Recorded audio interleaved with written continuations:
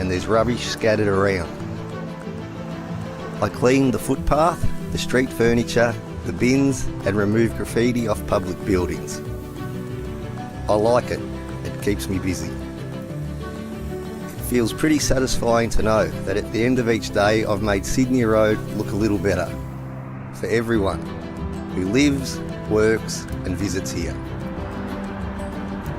Cleaner streets make it a nicer place to shop too, and that helps our local traders.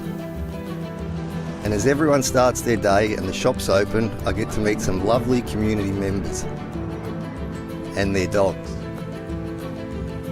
Everyone knows Sydney Road is legendary. We should all show it some love.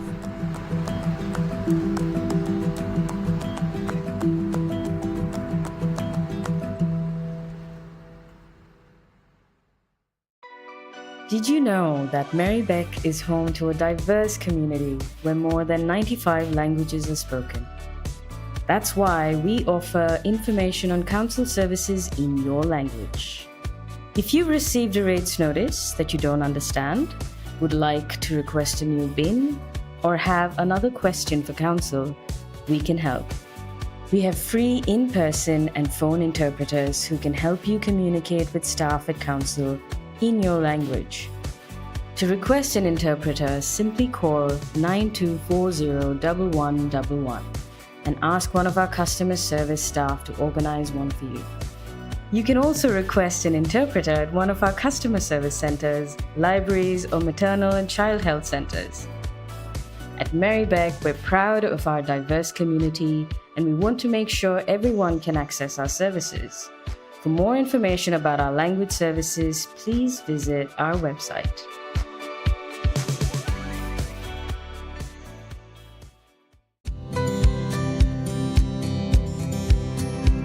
Wheel Sisters came about after some women in Fawkner approached us, wanting to learn to ride bikes and also find other women from their own community to ride with, including women who might ride in hijab or an abaya.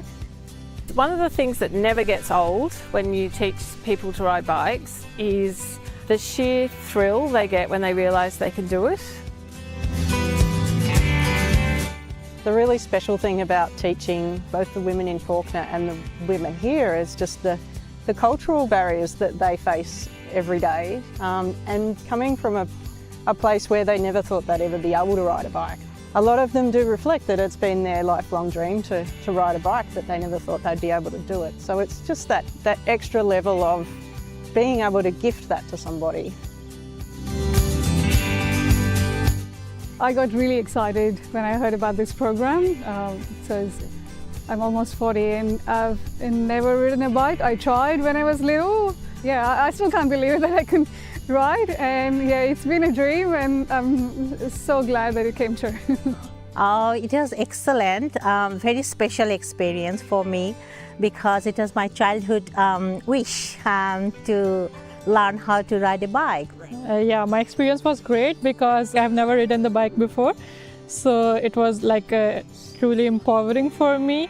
And I thought I can't ever learn, but Kaz was really patient and encouraging. At this age, it's a really courageous thing to learn new things. And any age, anyone can do it if they want it. And willingness is the most important things, and that's I prove myself. I think it's good health-wise as well as environmentally. It gives me some physical activity to incorporate into my daily routine. I think it was great to find other people like me who have recently learned to ride, and you know, we are all well connected now. Yeah, after so many years, I'm very grateful to have this opportunity and have Cass and Faith with us. And they've been amazing, amazing teachers. Everybody should give it a go and see for themselves how easy it is. Yeah, because I never thought I could, and I'm able to do it now.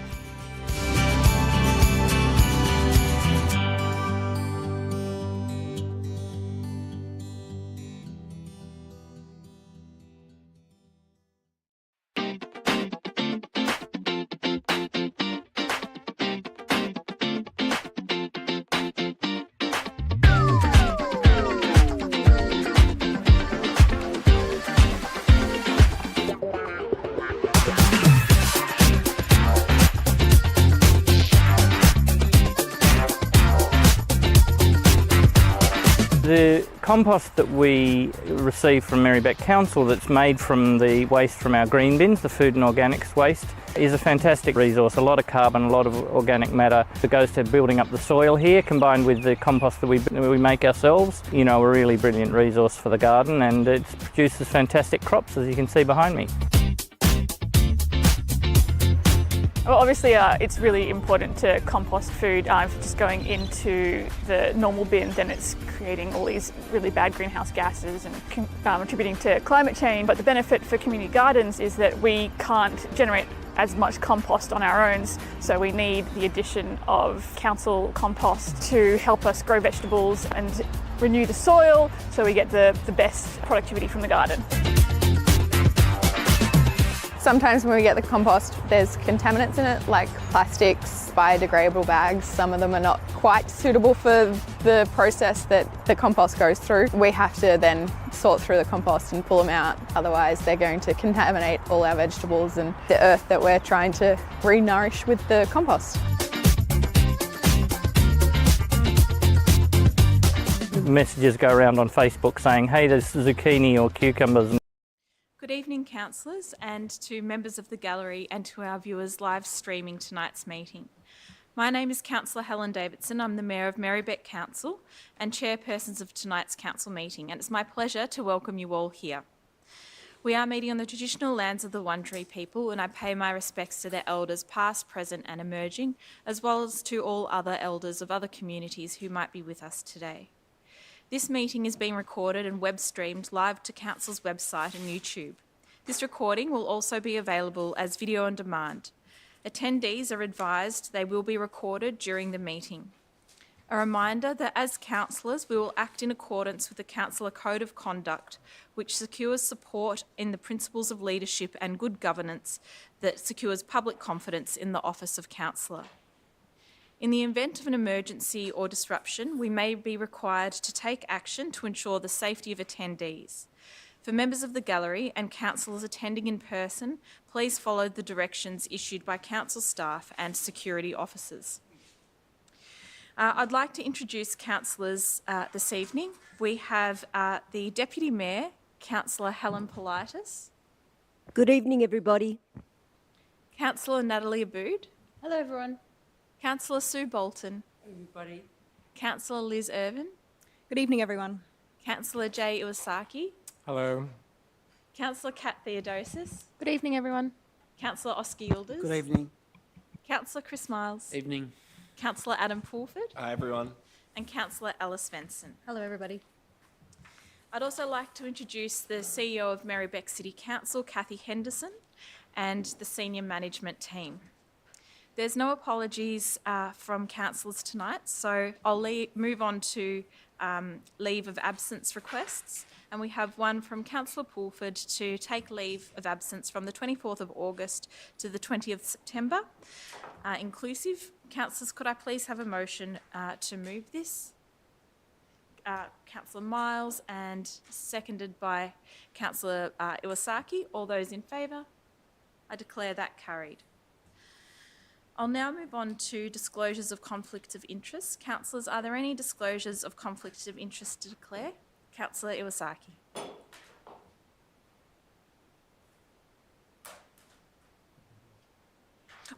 Councillor Iwasaki, could you please state the item at which you have a conflict of interest and what it relates to? Yeah, the item's just in the governance report for a conference that I will be aiming to attend. Thank you, Councillor Iwasaki. Immediately before we consider the item, I'll ask that you provide these details again, the nature of the conflict of interest, and then I'll ask you to leave the chamber and return once the item has been voted on. Councillors, can we move to confirmation of minutes from the previous meeting? Can I please have a motion for confirmation of the minutes of the council meeting held on the 9th of July? Is there a mover for this? Thank you, Councillor Svensson. A seconder, Councillor Politis. All those in favour? I declare that carried. We'll move on to acknowledgements and other matters. So this is provision for up to 10 minutes for councillors to acknowledge and recognise achievements of local individuals and organisations and raise matters considered important to council that aren't already listed on the agenda. Now, I do have one that I would like to raise, and I know that there is a notice of motion and councillors will be able to speak to this notice of motion when that arises, and that will be moved earlier in the agenda, and it relates to John Engelhardt. So I just wanted to take a moment and use this time to pause to remember John, the convener of Climate Action Merri-bek, a passionate cyclist, a citizen journalist, and a champion of environmental and social justice. So for a very long time, and I've been on council for 13 years now, I remember looking out into the gallery and seeing John's face. He often spoke to us. He had a great depth of knowledge, a great insight into council matters, world matters, environmental matters. He offered his opinions and his thoughts deeply and really reflectively. I remember him campaigning strongly for the Upfield bike path, sharing his vast knowledge through blogs and local media, and empowering the community to act. And he did so with calm determination and sincerity and generosity. Many people, including local MPs and many councillors, have expressed how deeply his absence is felt, and I know that it's felt here tonight in this chamber. I'm sure we'll carry many aspects of John's legacy with us as we move forward in Merri-bek and continue to work on projects that he was passionate about and advocated strongly on. So I know there is a notice of motion coming and councillors will have an opportunity to speak then as well. Councillors, are there any other acknowledgements and other matters to raise? Yes, Councillor Theodosis. Thank you. I would just like to acknowledge the Pascoval Food Collective and the work that they do, and I was lucky enough to visit them over the weekend, and they do a lot of work to help with the cost of living by providing low-cost, locally sourced food, but also help to reduce single-use plastic in our community. They had lots of food that members could go in and top up their food, as well as a big table of fresh produce for a food swap. They had fresh honey, mixed herbs, and their own recipe cards that people could take. Sylvia and the team of volunteers do an incredible job every month at their distribution days to help their members, and I would really encourage people to check them out. Great, thanks very much, Councillor Theodosis. Councillor Politis. Thank you, Mayor.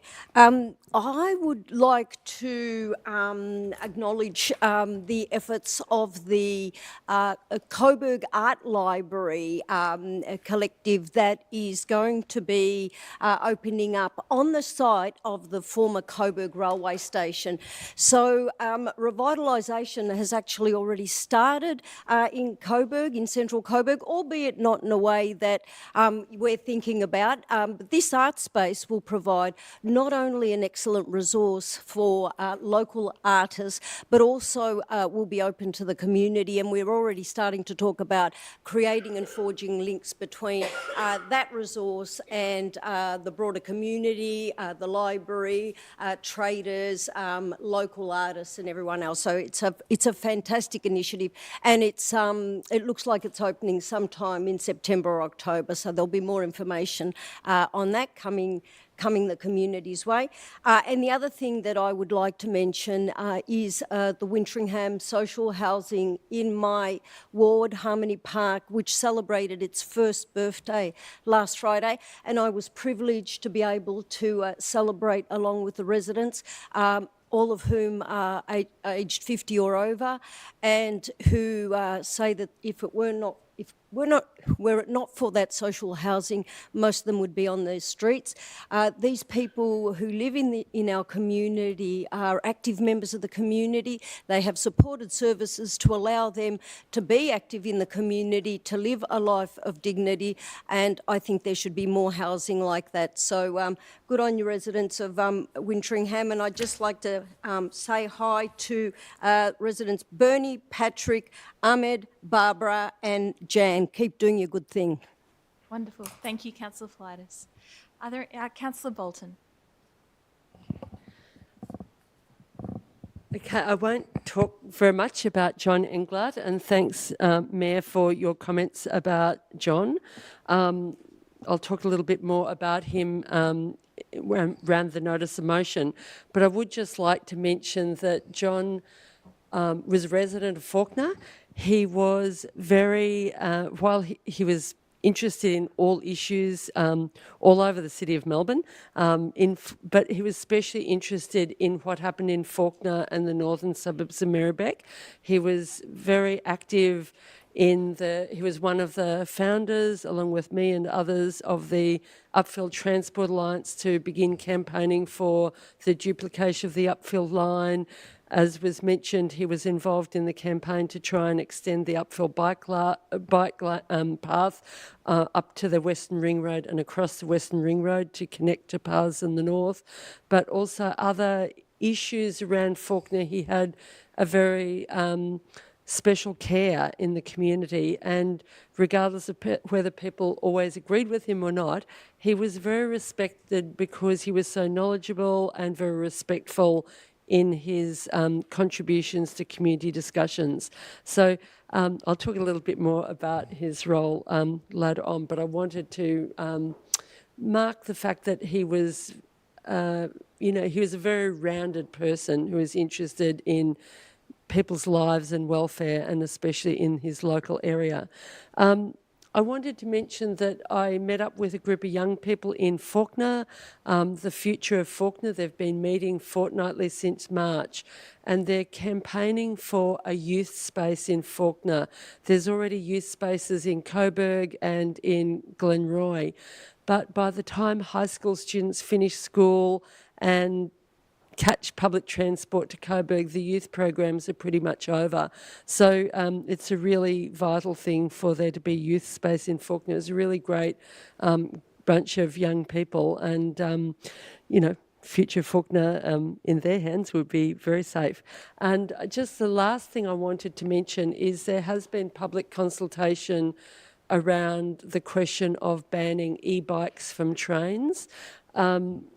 Now, I think Council is going to do a submission around this issue, but it is a very concerning issue. Now, we have heard about illegal, e-bikes which have been illegally imported or illegally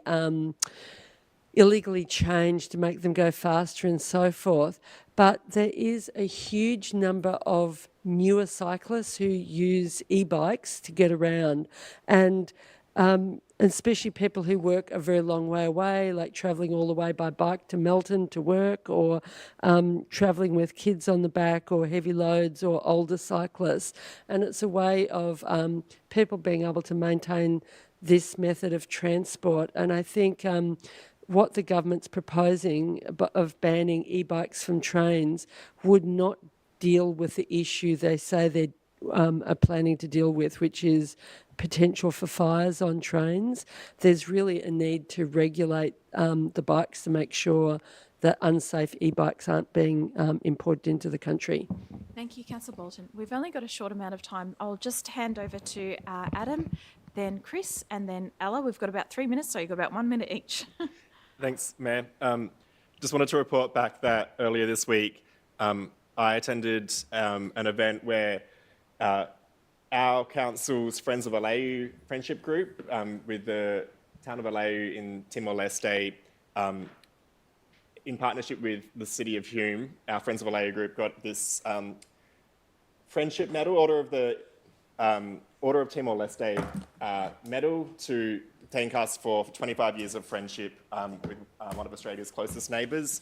And Mayor Bell from the city of Hume accepted the award from President Jose Ramos Horta, and our project officer Chris Adams was there, as well as members of the committee, Glenys Romanis, Richard Brown and Jung Worth were also in attendance. So this will be on display both in our council and at Hume's council. That's all, thanks. Thank you, Adam. Councillor Yeah, Myers. I'll just be very quick. I just want to congratulate the under-10s football club from Glenroy Football Club who have made it through to the grand final on Sunday. They're playing Merrifield. they're playing really well. I think they've got a good shot. If their kicking's anything like it was last Thursday night when I was down there, I think they're a good shot to win. So best of luck to the under-10s at Glenroy Football Club this weekend. Great, thank you, Chris. Councillor Spencer. I just want to quickly acknowledge that on the weekend after next, on the 31st of August, will be International Overdose Awareness Day. In the words of some of the organisers of events in Melbourne, the day it marks the world's largest annual campaign to end overdose, to reduce stigma, and to remember without shame people who've been lost to overdose. As someone who's personally been touched by a number of losses within my family from drug overdose, I know how important moments to remember like this are. So on the 31st, you'll see in Melbourne and across Australia and internationally, lots of monuments lit up in purple, the colour of remembrance and awareness for a really important global day. And I do just want to note that in Merri-bek alone, since 2015, we've had 67, until 2024, we've had 67 preventable deaths from overdose. So we've still got a really long way to go in caring for those vulnerable members of our community. Thank you. Thanks, Councillor Spencer. Councillor Abood, it's going to have to be very quick. Okay, just very quickly, the Cox Reserve Playground has opened. It's on Elizabeth Street and it's absolutely magnificent. Has a barbecue and a sand pit and a bunch of other amazing stuff. The community in Pentridge are saying goodbye to the Harding Street Milk Bar, and so I've been contacted to see whether we can support a farewell party for the Milk Bar and say thank you to Andy and Phoebe for 17 years of service. And also, finally, the Merri-bek Community Food Alliance has won Vic Health funding for the next 3 years, which is great.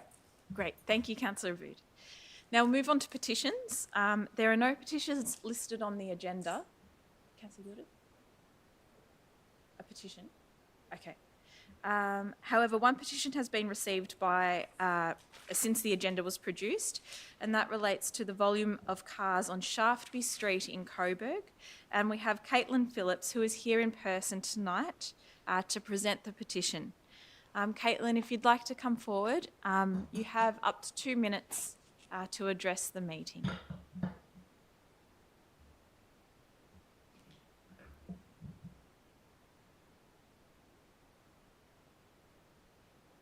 Hi, Caitlin. Hi. You might need to check that the green button is on the microphone. Yep. Sorry, my daughter came in, but now she's gone all shy.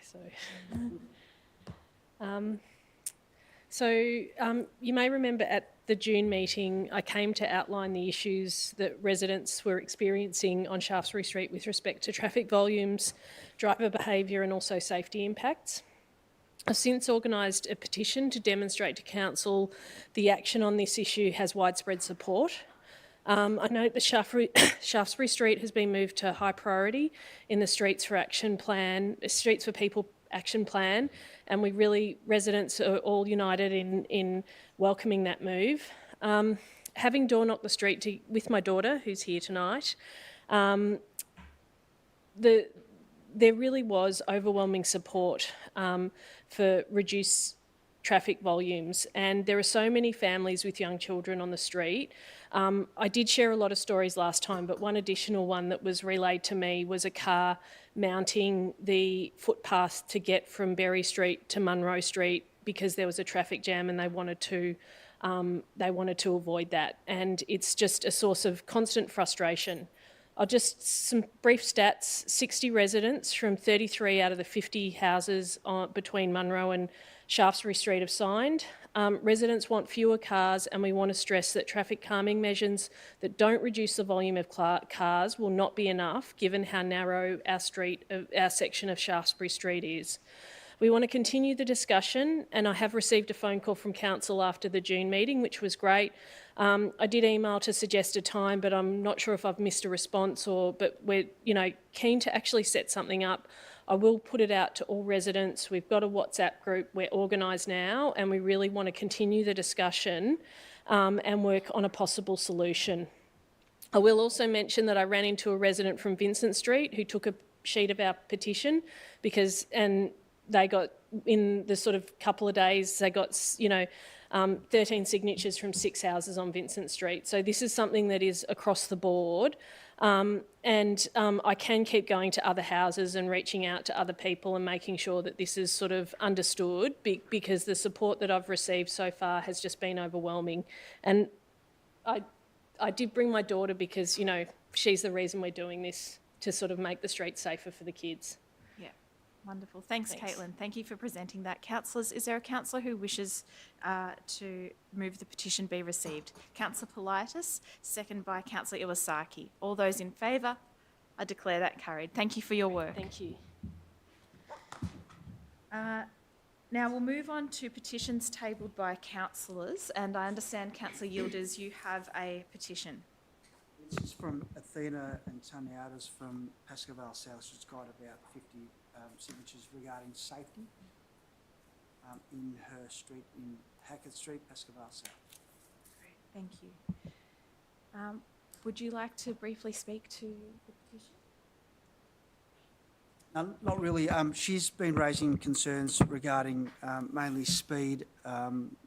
Obviously, that the threshold the street doesn't meet the threshold for speed humps, but there have been over 50 residents in that street that have seriously concerned about safety, and there's a number of things that they've proposed or suggested, and this has been going on for probably a good year, and yeah, so she's raised that with me a number of times, and I said petition might be the way to go.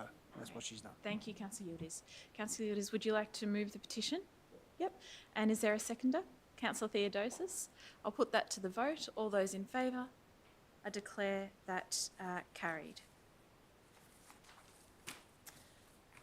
If there's no further petitions to be received, I will move on to questions of council and community statements. And I'll provide an outline how this section runs. So the time provided for questions and statements is 30 minutes, and this time can only be extended by an additional 30 minutes by resolution of council. If we do not have time to answer your question, it will be taken on notice and responded to in writing. Priority will be given to questions and statements that relate to matters listed in the agenda. If time allows, questions about items other than those listed in the agenda will be considered. A maximum of 2 questions or statements in any combination is allowed per person, and questions or statements that relate to a matter listed in the agenda will be dealt with first. If you have registered to ask a question when I invite you or your representative, please state your name and suburb and ask that your question, with a preamble to your question or background, for up to 3 minutes. If you have registered to make a statement, please state your name and suburb and make your statement without taking longer than 3 minutes. If you have submitted a second question or indicated you have a second statement, it may at my discretion be deferred until all other persons have submitted their questions and asked their first question, or not be asked if time doesn't permit. A maximum of 3 questions will be heard on any one subject, and we will proceed to the next topic. If time allows, we'll return to the previous topic. I will either answer questions on behalf of council or invite another councillor to answer. Alternatively, the Chief Executive Officer can provide a response or refer to another council officer. There will be no responses or discussion in relation to community statements. As detailed in the governance rules, questions or statements may be disallowed if they are defamatory, indecent, abusive, offensive, irrelevant or trivial or objectionable in language or substance. If a response to your question is provided at tonight's meeting, there will be no further follow-up. However, council will action any commitments made in answering the question. So we've received a total of 27 questions and statements, and 10 of these have been taken on notice. The first we have listed is part of the agenda, which is Streets for People, and I will record the time as commencing at 6:53. And we have Anuska Eppa in person with a statement.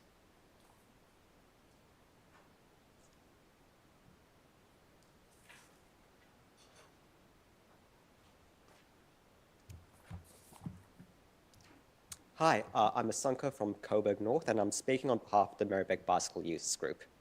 So the Streets for People plan is something we're delighted to see. It's a plan for a bike network covering all Merri-bek, and it's important for people all over the municipality. The consultation report shows overwhelming support for more safe routes, with the final version before Council containing updated and additional routes in response to feedback. We believe the Streets for People plan strikes the right balance in providing opportunities for consultation with residents on larger projects, while also avoiding consultation fatigue. Residents have frequently spoken out for safer streets in Merri-bek in consultation on the Merri-bek transport strategy and now the Streets for People plan, plus early consultations. So we know changes that make our roads safer are supported by the community. A particular route we'd like to mention is Glenroy Road. At the Glenroy Festival earlier this year, we got feedback from locals about how pleased they were that it was included. This route forms a key east-west connection and access to the Glenroy Activity Centre, West Street shops, schools and parks. From our experience supporting the Wheel Sisters program with volunteers, we have heard how popular improved safety on this road would be for women wanting to cycle east-west or feel confident their children will be able to as they get older. Some of our Wheel Sister rides have had to return to Glenroy on Glenroy Road, and it has not been a comfortable experience. Often the northern suburbs can feel like they're not meant for cyclists, and a network of routes like the one outlined in Streets for People plan is critical for giving the north more choice in how we get around. The proposed north-south route through Faulkner and down Shorts Road would actually be the first council active transport project that I can remember that's actually close to my house. And of course, those are many others. An implemented Streets for People plan allows those quite understandably wary of the risks of cycling traffic, both greater safety and greater freedom of choice. I urge Council to adopt the Streets for People plan and support building a cohesive network across Merri-bek, particularly in the more underserved areas. Thank you. Thank you very much. Next up, we have the shared e-bike scheme for Merri-bek, and we have 3 speakers on this topic, and Jen Hargraves is in person with 1 statement and 1 question.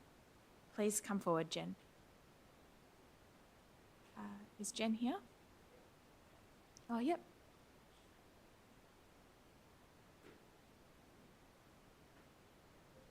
Hi, Jen. Yep, we can grab a chair. Yeah. Hey, Sue. Yeah.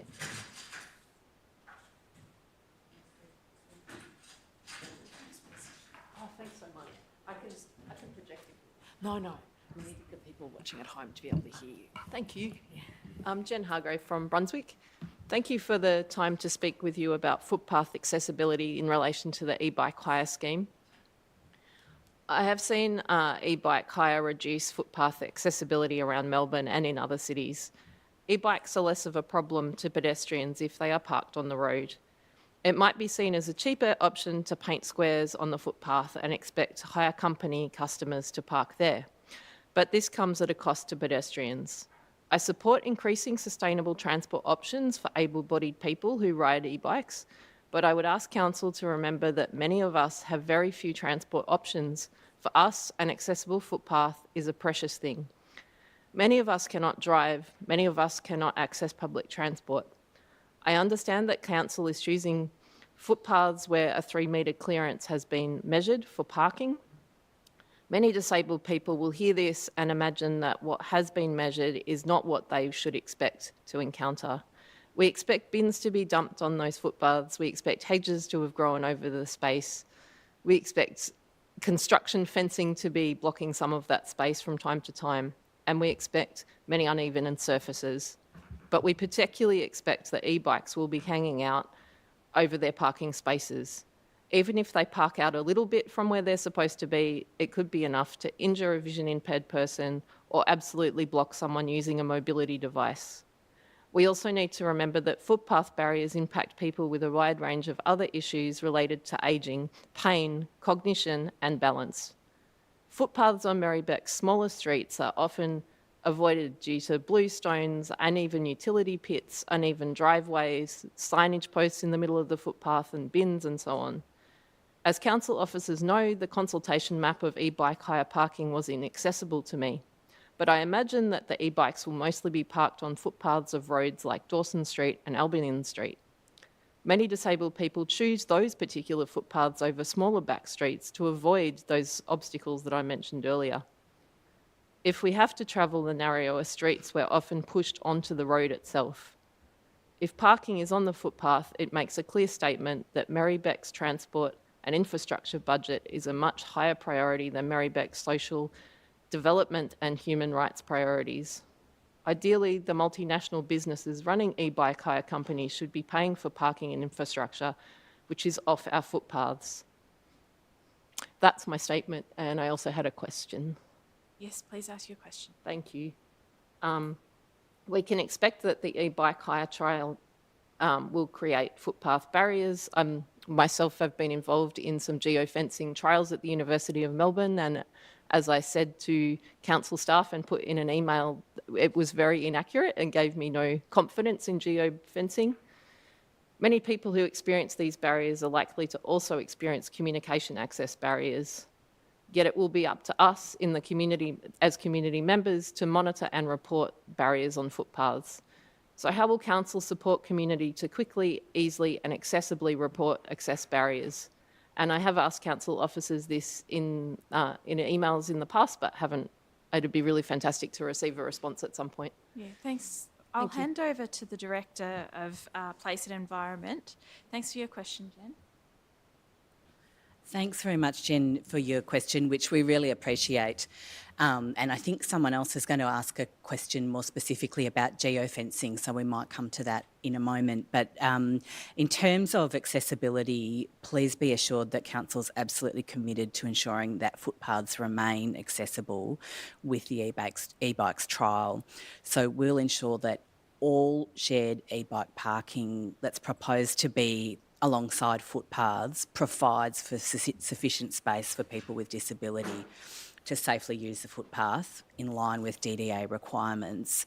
So to be even clearer, the proposed sites that are called footpath parking sites are in locations where there's a much wider area alongside the footpath.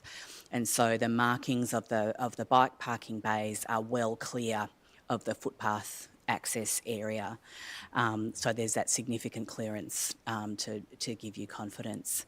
And any shared e-bike parking that is proposed for footpaths will be reviewed by Council's disability planner and transport planners prior to installation to really give us that reassurance. And we'll also be reviewing operations, should it go ahead. We'll review the operations post-installation again to ensure that the footpath access is maintained and that we're onto any issues really quickly.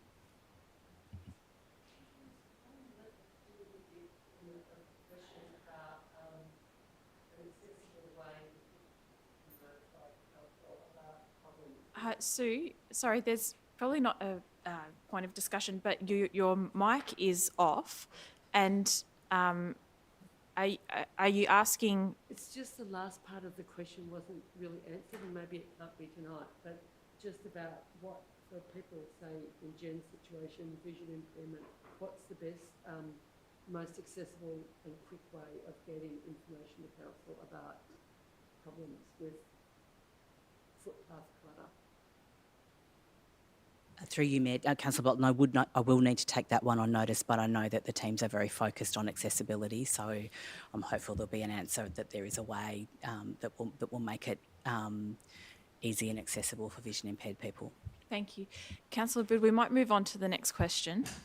I just had a clarifying question of the Director. I think we'll move on to the next question because there's quite a few on this topic, so there's chance for it to be answered. We next have Andrea Sharman, who is in person with a statement and a question.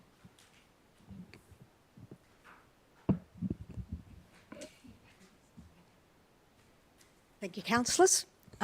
Yes, I'm from Brunswick. I'm a researcher by profession, and I have been looking at the academic literature around geofencing. So that literature seems to suggest that the precision of geofencing is not very great, that there's at least a 2 metre error. So if you're going to paint on the footpath of bay, which is 2 metres by 3 metres, you will have e-bikes parked in a 6 by 8 metre area, because it will not lock those bikes out of that. And I would suggest that that will create a struggle to put a bay anywhere on our footpaths in Merri-bek. It may be suitable in some other areas, in parks and some maybe curb out stands, but definitely not actually on the footpaths, which are already very, very crowded and very problematic for people with accessibility issues. So a question I have with that too is that I'm wondering about the nature of the independent expert advice that you might have received about geofencing rather than perhaps relying entirely on the commercial operators. Thank you. Thank you, Andrea. I'll hand that over to Penny, Director of Place and Environment again. Thank you, Andrea, very much for your question, and through you, Mayor. So geofencing does use GPS technology to ensure bike parking occurs in certain areas, and it's one of a number of, it's not the only measure, there's obviously markings and things that also help with behaviour and signalling to people where the parking bays are. Council has been learning from the geofencing models that are in place in other e-mobility programs in Melbourne and around the country to try and learn what the best practices are and how to get the best possible outcomes.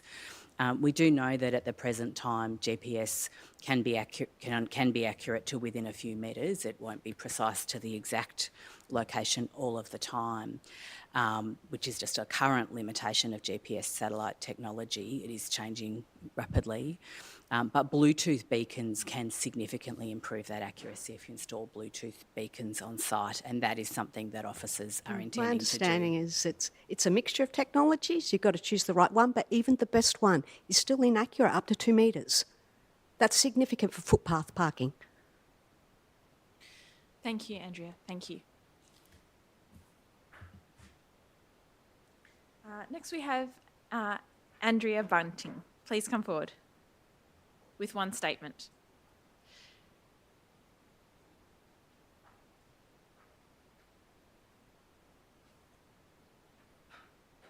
Thank you, Mayor and Councillors. Andrea Bunting from Brunswick, convener of Walk on Merri-bek, and I am a member of the Shared Mobility Stakeholder Panel, which has been meeting every 2 months or so for a while to discuss these issues. I have some suggestions to improve the motion for this item, particularly regarding parking arrangements for shared e-bikes. I believe it's vital that Merri-bek does not repeat the mistakes that were made in other council areas, which has led to a backlash. So we've seen Yarra Council being taken to VCAT by a disability advocate due to footpaths being blocked by shared e-scooters and e-bikes. Now, there's information has been provided to me, as a member of that panel, by one of the operators, and I've forwarded this to you, to councillors, about the nature of parking. It shows that between 12% and 16% of these shared e-bikes and e-scooters are still being badly parked in all municipalities. And in fact, there is little difference between e-bikes and e-scooter riders in terms of bad parking behaviour. I know people think that perhaps e-bike riders are better, but that the data doesn't seem to support much of a difference. Now, the community engagement included an open-ended question where participants could share their thoughts. And the biggest feedback item from the community, was footpath access. So it's not just the 3 people talking tonight. This was the biggest concern from the community. The diagram that we were shown at our meeting last week wasn't in the council agenda, but I have emailed it to councillors. I would like that to be acknowledged in the motion, that the community concerns about footpath access. And of course, the members of the Shared Mobility Stakeholder Panel also are adamant that footpath access must not be compromised by e-bike parking. We want the designated parking places for e-bikes to be on the road by repurposing car parking spaces and other vacant spaces on the road. It is particularly concerning that the officer report in the agenda proposes virtual parking pins and is suggesting that these are a form of designated parking. These virtual parking pins, there is no physical presence. It is only a little P on the app. Andrew, I'm just conscious of time. If you Yes, could wind up. because they rely on GPS, which we've already heard about. Please, Merri-bek, rule out the virtual parking pins. Have only designated parks that are clearly and physically delineated. It would be great if Merri-bek actually set the tone for all other councils and get this right, because other councils' areas, we do know that they have not. Thank you, Let's do it Andrea. properly. Thank you, Merri-bek. Thank you. Appreciate it. Sorry about that. No problem. Next up, we have the report 7.4, Introduction of Special Building Overlay Schedule 2, Decision Gateway 3, consideration of panel report and discussion on the amendment. And first up in person, we have 2 questions from Noel Allenby.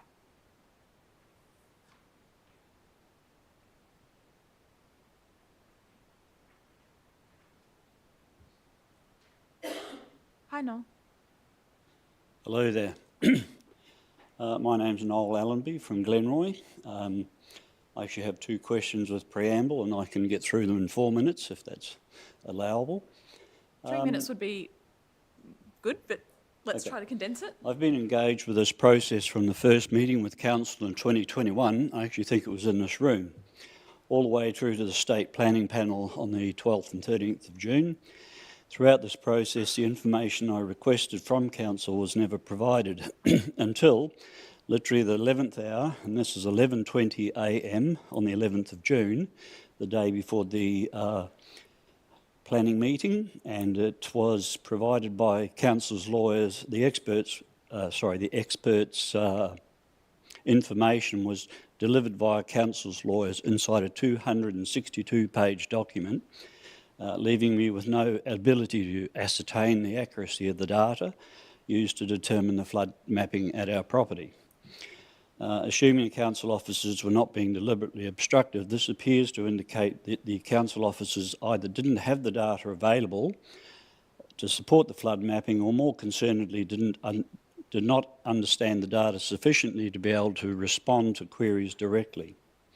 From my engagement with the process, I understand the flood levels outlined in SBO2 are a risk-based assessment that the experts prepared on LiDAR mapping of the area, and are an absolute worst-case scenario of a 1 in 100-year flood, with an additional 18.5% increase in rainfall already added to address climate change. Warrnambool City Council recently went through the same process, and the council abandoned the expert study in June this year after councillors decided they didn't trust the data. They claimed the science was difficult to comprehend, based on assumptions, lacked detail, and was unable to be validated. If Merri-bek Council approves this, it will add to the already high impediments to the provision of much-needed new housing.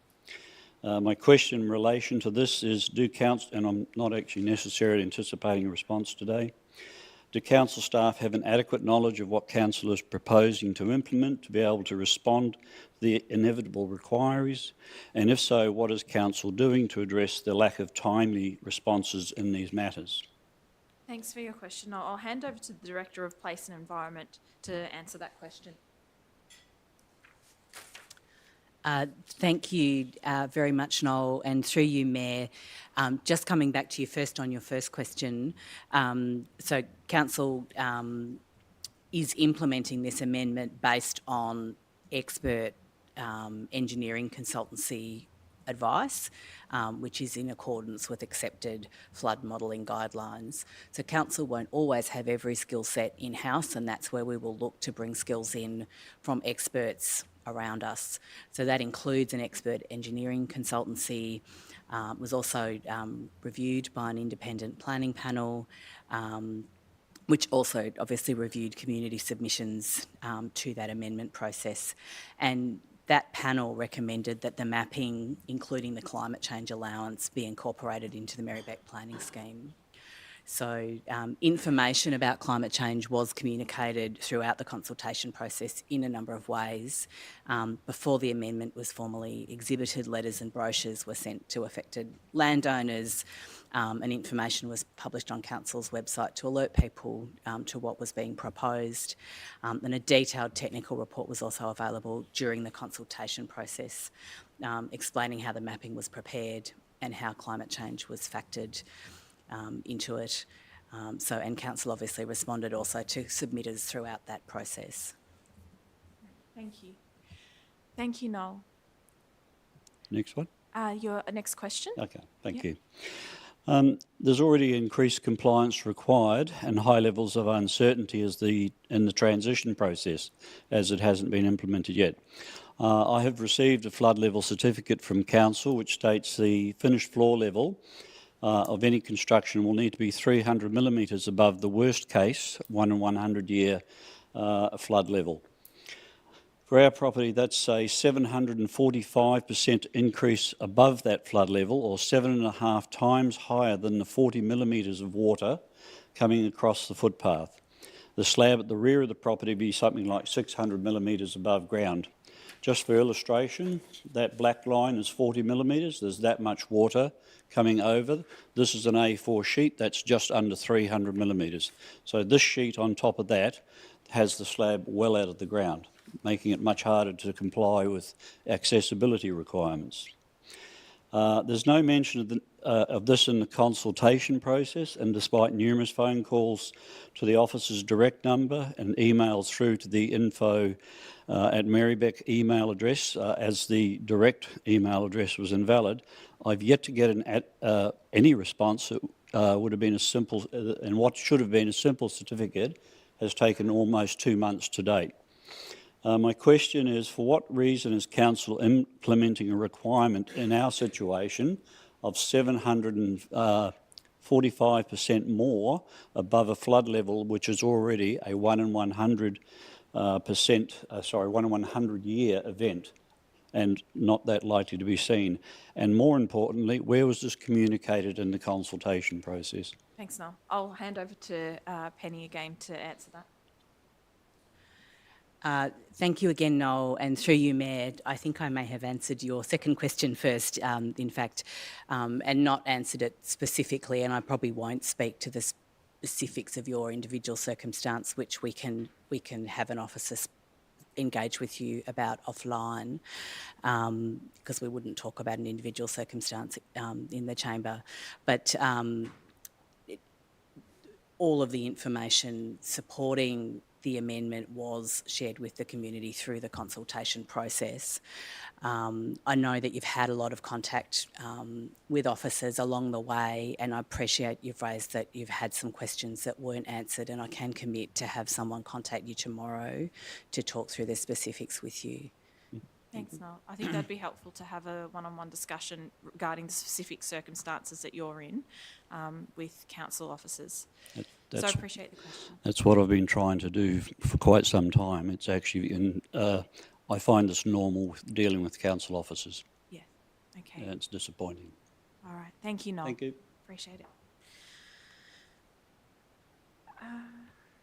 Next we have, on the same report, we have Peter Farrer for Biltmore Investments, who is online, and Peter has a statement. Oh, he's not online? Okay. Peter isn't online, so we'll move on to the next report, which is 7.12, the governance report for the August cyclical report, and we have Lauren Stiles, who's in person, with 2 questions.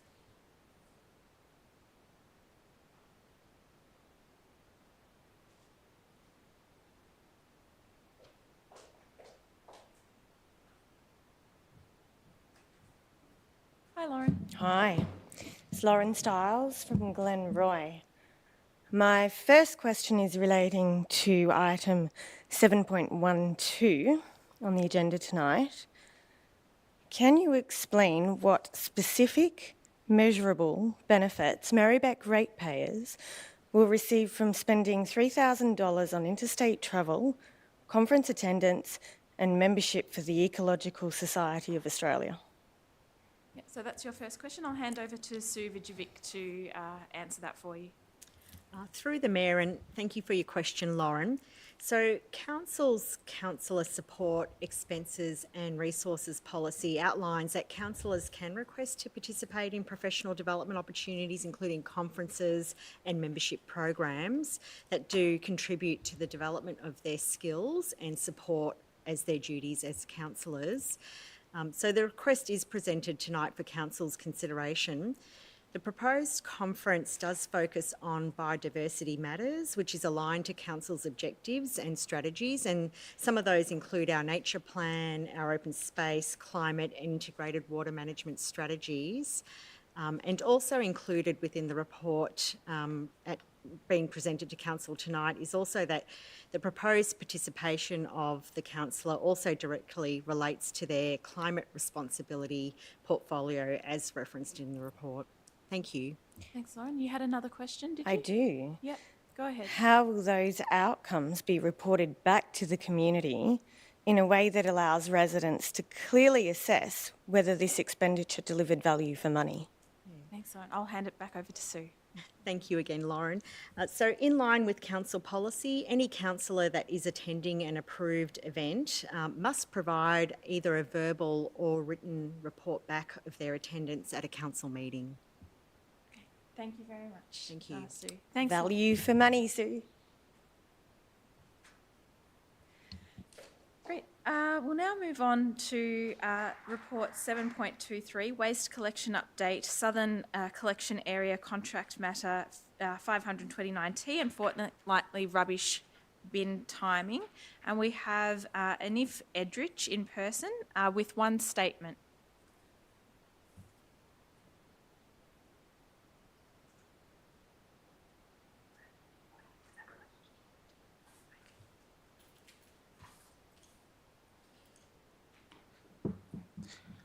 Hi, my name's Enfys Edric from Coburg. So agenda item 7.23.3b seeks out further community engagement prior to a decision regarding fortnightly collections of waste. I really do respect the desire to manage community waste, reducing climate impacts, but I'm really concerned about the current plan. As a support worker who works through the NDIS, I'm concerned that the current plan is hostile to disabled residents. Medical waste, such as continence product waste, is not suitable for green bins, but leaving it for over a week in uncollected garbage bins would be a public health concern for disabled residents, their support workers and garbage collection workers. In addition, in phase 2, the weight of garbage bins for residents with mobility issues was a concern raised, which will only be exacerbated by containing a fortnight's worth of now potentially hazardous waste. Related issue is, of course, families with young children. Nappies represent a similar waste concern, and indeed, stage 3 consultations saw many families viewing the proposed changes as punitive. A full 50% of respondents, if I remember correctly, felt the proposed changes were unreasonable. The webpage on the council site regarding fortnightly garbage collections puts forward the idea that people can reduce their garbage waste by a third by putting suitable waste in the organics bin. Even if this holds true for every household, and even if everyone's able to change their behaviour, and if everyone understands what goes where, several big gifts, 2/3 of wastes being met with half the collections still presents to me a logistical issue. Garbage production decreasing has not been assured to the degree that I feel this is resolvable by next year. If the bin service is reduced without enabling a reduction in the generation of waste, the discrepancy could become an issue quite quickly. Whether on private or public property, excess uncollected trash will smell, be unsightly, and again, public health hazard, especially things like condensed waste products. I'm concerned that if people feel they can't dispose of their waste any other way, dumping will increase. We already have an issue with pest acclimation in the area, and I'm concerned this would get worse if, again, the discrepancy between collections and waste generation gets worse over time because of numerical issues. A previous decision from, I think, of 8th of December 2021, referenced in the agenda, made a point that public awareness campaigns would be really vital on this issue. I don't remember seeing anything that meaningfully addressed my concerns on this issue, and no one I've spoken to could point to a public awareness campaign that they felt could really help them change their behaviour on the subject. In conclusion, I'm concerned that not enough has been actually done to facilitate better waste sorting or reduction in waste production. I'm concerned that this change will just represent a loss of access to support and services which will disproportionately hurt vulnerable and less well-off residents, especially disabled members of the community. Thank you. Thank you very much for your statement. I appreciate you coming in tonight. We will need an extension of time for another Councillor Abood to move, Councillor Bolton to second. All those in favour of extension for 30 minutes, I declare that carried. Now, the next up we have on the same topic, Tash Walk, who is in person with one question. Please come forward, Tash. All right.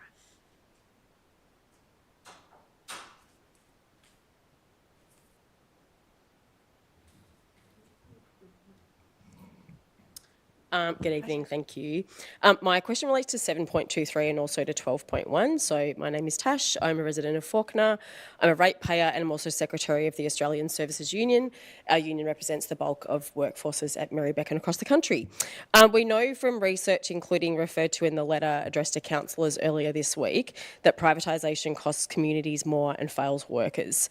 We know it's doable to reverse this because regional cities like Ararat can insource their waste, Wangaratta that insource their leisure, and others such as Whitehorse have decided to keep their leisure services in-house successfully. With the decisions ahead of councillors tonight regarding the extension to leisure and waste contracts, which are largely done without the full disclosure of the details to the community or to workers, we want to ensure that councillors are fully aware of the implications of these contract extensions. We're concerned that any workers performing labour for external entities like Cleanaway, Citywide or YMCA will be employed on significantly lower rates of pay and poorer terms and conditions than other workers at Merri-bek. This is particularly profound in waste, where Northern Waste workers will be under the benefit of a council agreement. By contrast, Cleanaway CO has received a base salary of over $1.5 million in 2024 and a total remuneration of $4.4 million, which is nothing like what council wages are, including by some of the highest positions in the room. Before I put my question, I also want to note that there's a number of other questions that were to be put tonight, and there's a number of other people in the gallery behind me. Hello, who also put questions, but their questions have been put aside by council officers. So this includes a question on library services and concerns regarding unstaffed libraries, and another from a Merri-bek resident, Zara Hooper, who's also a swimming teacher at Brunswick Bards and an ASU delegate, and who is subject to some of that concern around insourcing of leisure. So less than a month ago, swim teachers at Brunswick Bars were informed of a 3-week closure starting tomorrow. Teachers understand the importance of consistency for education of students. They work the same shifts and teach the same students every week. The pool closure has left Sarah and other workers without work for 3 months and fighting for redeployment and compensation for YMCA, as they're all employed as casuals. We know that this is just yet another example of how privatisation fails communities and workers, and that through working at other neighbouring councils like City of Yarra, they can be getting better pay and conditions. With this in mind, and to improve services for our community and improve conditions for workers, we hope that the council will commit to some kind of insourcing. And I go to my question, which is, has council genuinely explored the option of bringing the waste and leisure contracts back in-house? And to advance this, what consultation has happened with workers and or their representatives so far? And if not, why has that not been genuinely explored? Thanks, Tash. I'll pass your question to the Director, Sue Merri-bek, to answer for you. Through the Mayor, and thank you for your questions, Tash. So yes, Council has genuinely explored options of bringing both the waste and leisure contracts in-house. We have considered a careful and balanced approach when exploring these options to ensure the best possible outcomes for the community. And in relation to the second part of your question, yes, Council, of course, is committed to consulting with staff on proposed changes that might affect them, as outlined in the enterprise agreement. What is being proposed tonight, though, is not a change, so no roles are affected by these proposed contract extensions. Thank you. Thanks, Tash. So I guess we'd expect that information to be shared with the community. I'm a ratepayer, I'm a resident. There are people who are affected by this directly, and we would expect that that information be shared openly and publicly. Here now, Yep. so. Yep, thanks, Tash. Yeah, but it's all confidential information, isn't it? Well, So there's a report that's confidential tonight for very good reason. But thank you for your question. Thanks, Tash. We'll go back to the report at 7.4, as we now have Peter Farrer, who is online, so we can turn to Peter. Hi, Peter. Please go ahead with your statement. Oh, g'day. Oh, I don't have the. I have a statement that's written, clearly laid out. I just want to make sure it's been presented to the councillors for review tonight. Yeah, would you like to And- summarise your statement? I'm not very good on my feet. I Okay. prefer to be read out. I have provided it to all the members of the council yesterday, and I didn't receive any correspondence to say it's been received, and I just want to be read out and requesting an adjournment of this decision today until further review. Right. I sat through a panel hearing. I spent tens of thousands of dollars on lawyers. We didn't get a fair hearing. The lie data is deficient. Mr. Allenby and myself sat there for 2 days, and we proved that it was deficient, but they wouldn't accept further information, and we were stuck with time, and they pushed it through.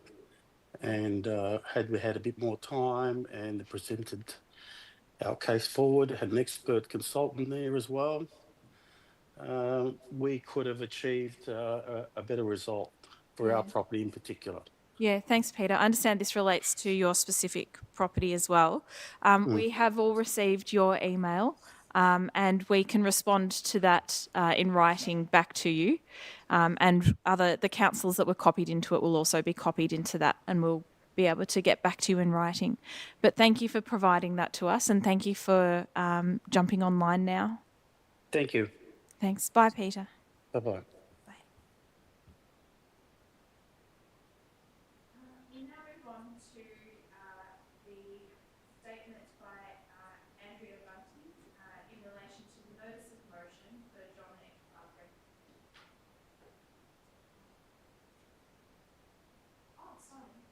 Sorry, my apologies. We'll now move on to the notice of motion for John Englert recognition, and that is Andrea Bunting. Please come forward.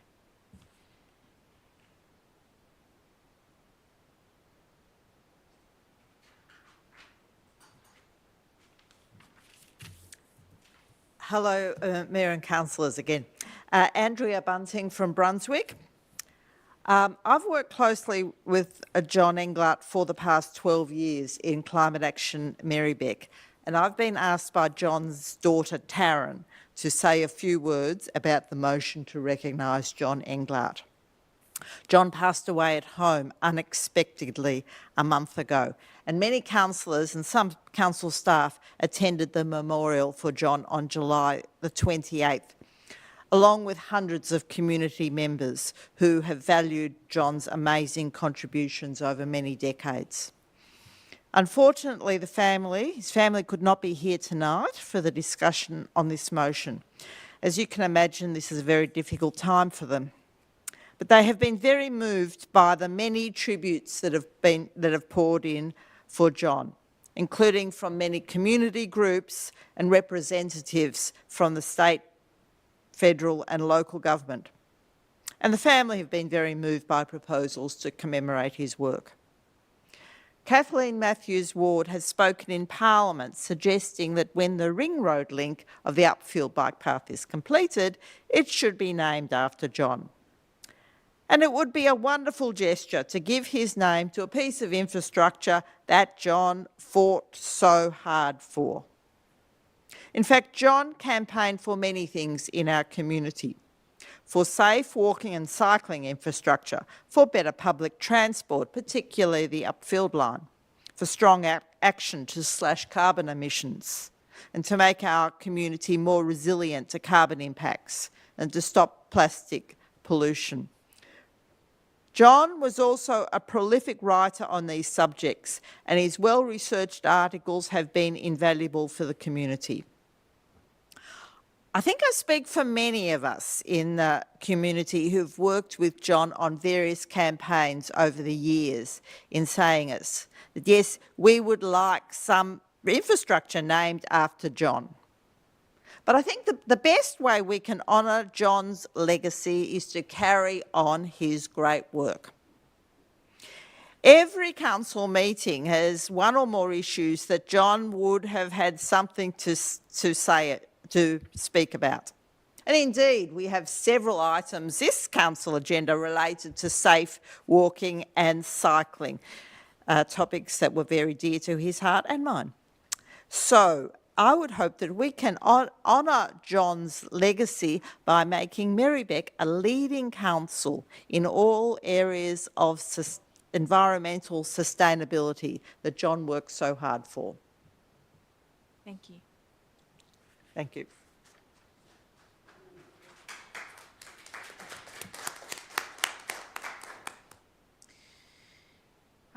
And next up we have two questions from Emily Connors on Tate Reserve. Emily, please come forward.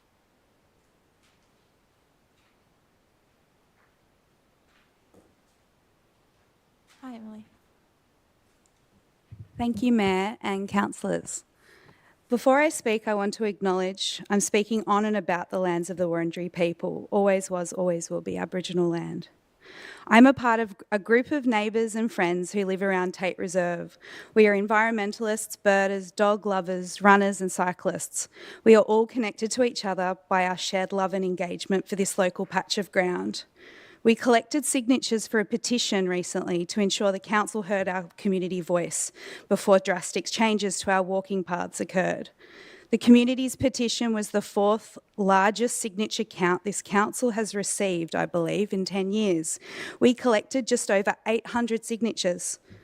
The large group of predominantly women collected these signatures over weeks.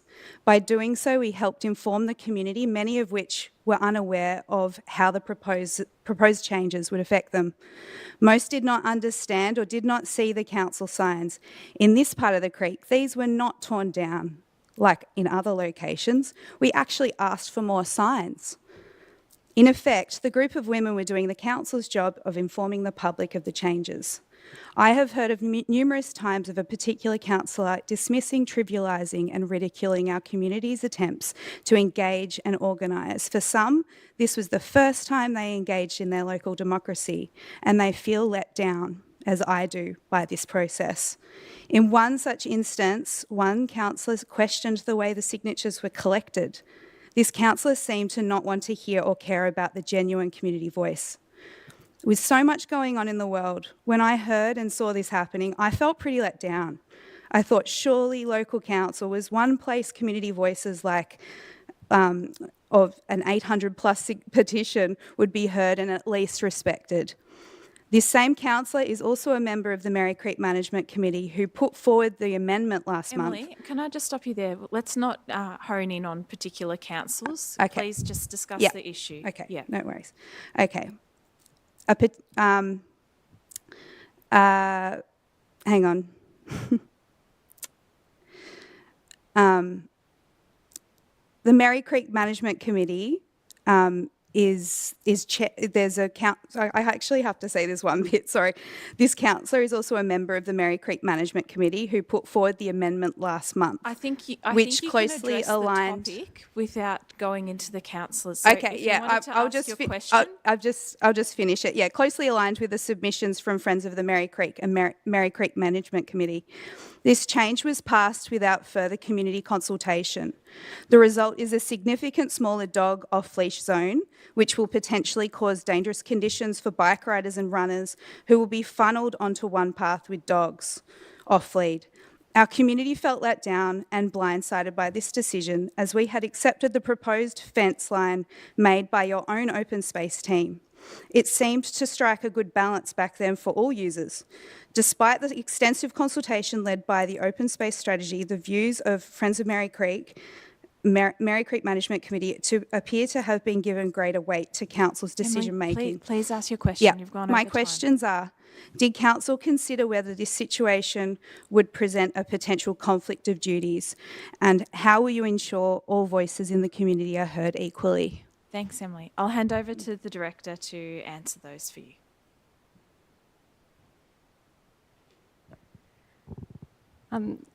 So, Mayor, through you, so the question that you have asked is different to the question that was provided to me. So I'm just not 100% sure whether I've got the answer just for that now. So I need to take that on notice.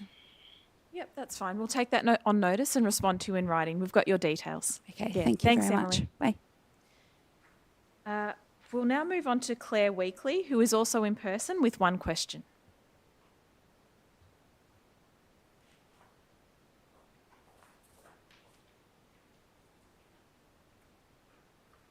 Good evening, everyone. My name is Claire Weekly and I'm a resident of Brunswick East, and I'm also the Vice President of Friends of Merri Creek. I'd like to thank the councillors for their support of the nature conservation fence being trialled in Tate Reserve. We appreciate the time you've taken to engage with community on this issue and the serious consideration that you've given to the habitat values of Tate Reserve and Merri Creek. The Friends and the wider community have been caring for and restoring habitat along Merri Creek for nearly 50 years, and the current beauty of Tate Reserve is as a result of that hard work.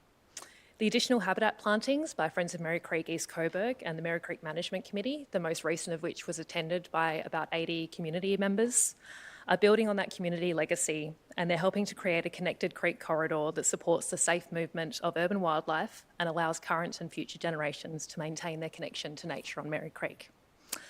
So my question is, how does Council plan to ensure that all users of Tate Reserve understand the objectives of this nature conservation fence and of the permitted activities within that fenced area, which is designed to protect the natural values of Merri Creek for all people to enjoy? Great, thank you for your question. I'll hand over to Anita. Thank you, Mayor. Thank you for your question. So all people in the local area who are a part of experiencing the pilot, which will be running in about 3 months' time. It'll be commencing and then going for 6 months. And once the fence and so on are in place, then there'll be a need for ongoing engagement with the community. We will be having an open ongoing communication through our conversations, Merri-bek, where people can provide feedback and we can respond in real time and make sure that we're understanding what the experiences are of the community in the pilot site, and if necessary, make adjustments along the way. So that'll be an ongoing interaction with the community, and we'll be making sure that we are promoting that availability of that line of communication to the community as we go. Great, thank you. Thank you for your question. So that concludes question time. Thank you to the residents who attended to ask questions or provide a statement. We will now move the agenda because I know some people are in the gallery for the notice of motion for John Englert. So I'll now ask Councillor Bolton to move the notice of motion when you're ready.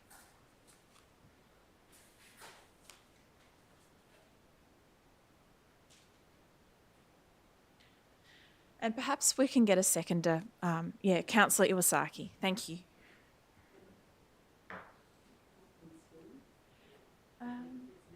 Yep, it's coming. Okay, so while not everyone here will necessarily know... Oh, Sue, you'll need to put your mic on. While not everyone here in the community necessarily knows John Englert, he was... a very well-known person in the Merri-bek community, and I would say that he's someone who would have had the respect of many people who may not necessarily have agreed with him on all issues, because he was someone who never belittled people, never moralised people, never talked down to people, never treated people like idiots if they didn't have the same viewpoint as him. And that is quite a rare thing with people. I would say John has also had a big impact on his research and care for the community. I believe has prevented the council from making some bad or maybe less than par decisions at various times. I think he has really contributed with his volunteer unpaid research on numerous things. And I definitely agree with the speaker in discussion that, the biggest thing for John is seeing change, seeing serious action taken on climate change, around safer cycling and general safety in the community, around improving public transport, around peace in the world and against war. He had an interest in seeing justice and improvements for people everywhere, including in communities that he may not have lived on, that he might have cycled through. And he truly had very broad interests and very broad connections.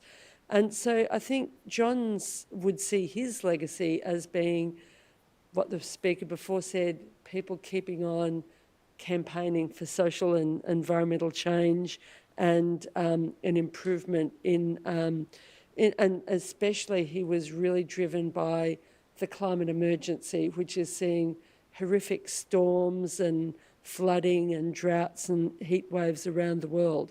So all of this is what really drove him. And my motion was simply to note the role that John has played especially in this council area, but also to, when the time is right, for the council to initiate a discussion with John's family and the community groups that he was most closely associated with, which the key one would be Climate Action Merri-bek, to think about what would be the best way of commemorating his work. I think it's premature to really say this or that should happen to commemorate his work right now. We need to wait for the appropriate time when the family's had a chance to think, and some of the community groups that he's been involved with have had a chance to think. But Thank he's you, really Councillor had a Bolton. big impact on our local community for the better. Thank you. That's it. Councillor Iwasaki. Thank you. Thank you, Sue, for putting forward this motion.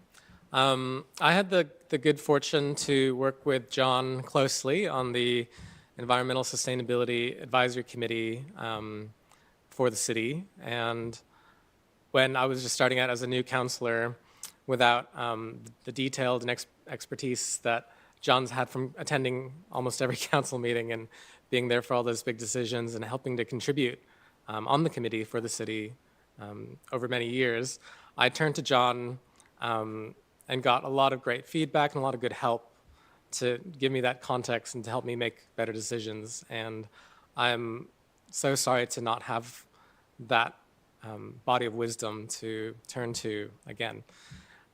When it came to issues with transport and cycling, I'd see him cycling up the upfield path and always stop and say hello and say hi to the Chihuahuas. He always had really positive, concrete things to contribute, especially if there was an issue that came up. He could find a positive way to address it, help solve it, and I found that really, really beneficial because it's not just, there's a lot of things wrong with issues that we have, but being able to find solutions quickly and in a agreeable way is something that you shouldn't take lightly. So I'll really miss John for that. His contributions to the level of detail that I didn't always have are something that we're all going to suffer for, really. And to honor John personally, I just try to think, how can I best honor his legacy? And that's by acting in the best way that we work together with on those committees for sustainability and keep that going in Merri-bek. Thank you, Councillor Iwasaki. Are there any further councillors that wish to speak? No. Councillor Miles?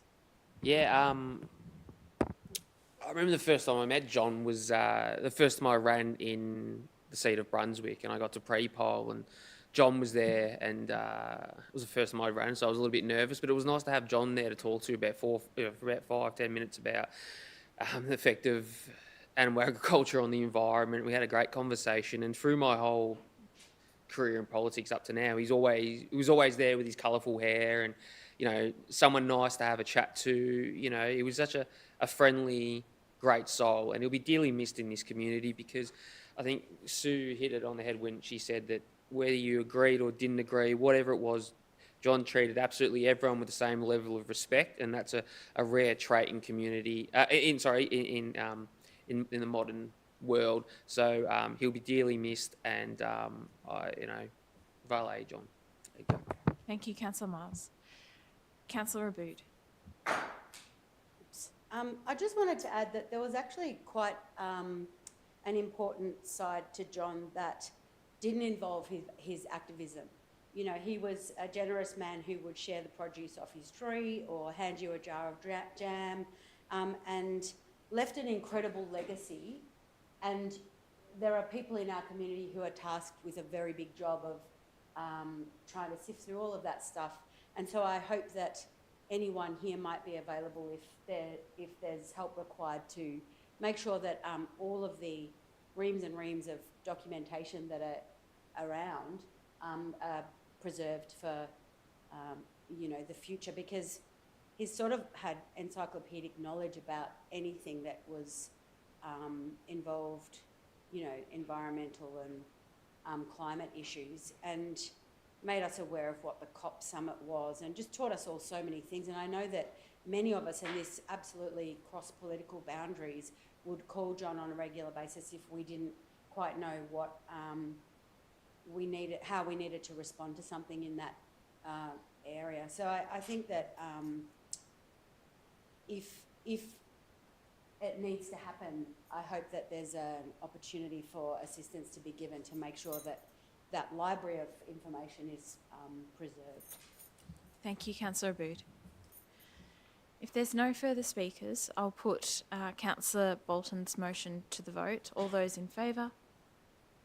I declare that carried, and it can be recorded as unanimous. Yeah. Thank you. Thank you.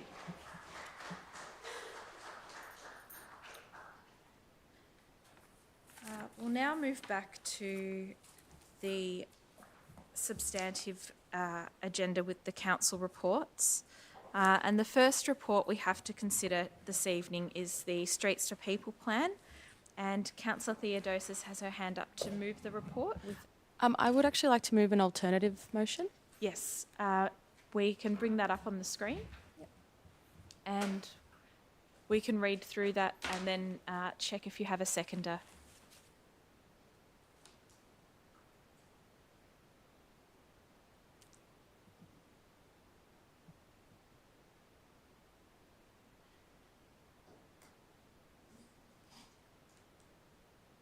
So if you wanted to summarise the changes, Councillor Theodosis, and I think Councillor Iwasaki has indicated that he would like to second your amendment. Great, thank you. So I've just added some additions to the officer's recommendations just to ensure greater transparency and community consultation on the Streets for People plan. So the first, or not one of the additions that I've got in there, is that the report should specify what are considered corridor projects versus targeted projects, as there is a difference in the level of engagement required for each. So targeted projects are intended to be for smaller projects such as tree planting or adding in a bench to sit on, so anything that wouldn't require any major works to the road, whereas a corridor project is one that is much larger and might cause a bit more disruption to the street. So depending on whether it's a target project or a corridor project, having that difference in engagement means that because it doesn't specify what is considered each in the actual report, I don't want there to be a situation where if it's not clear, then the community isn't being consulted properly on projects that could impact how they live.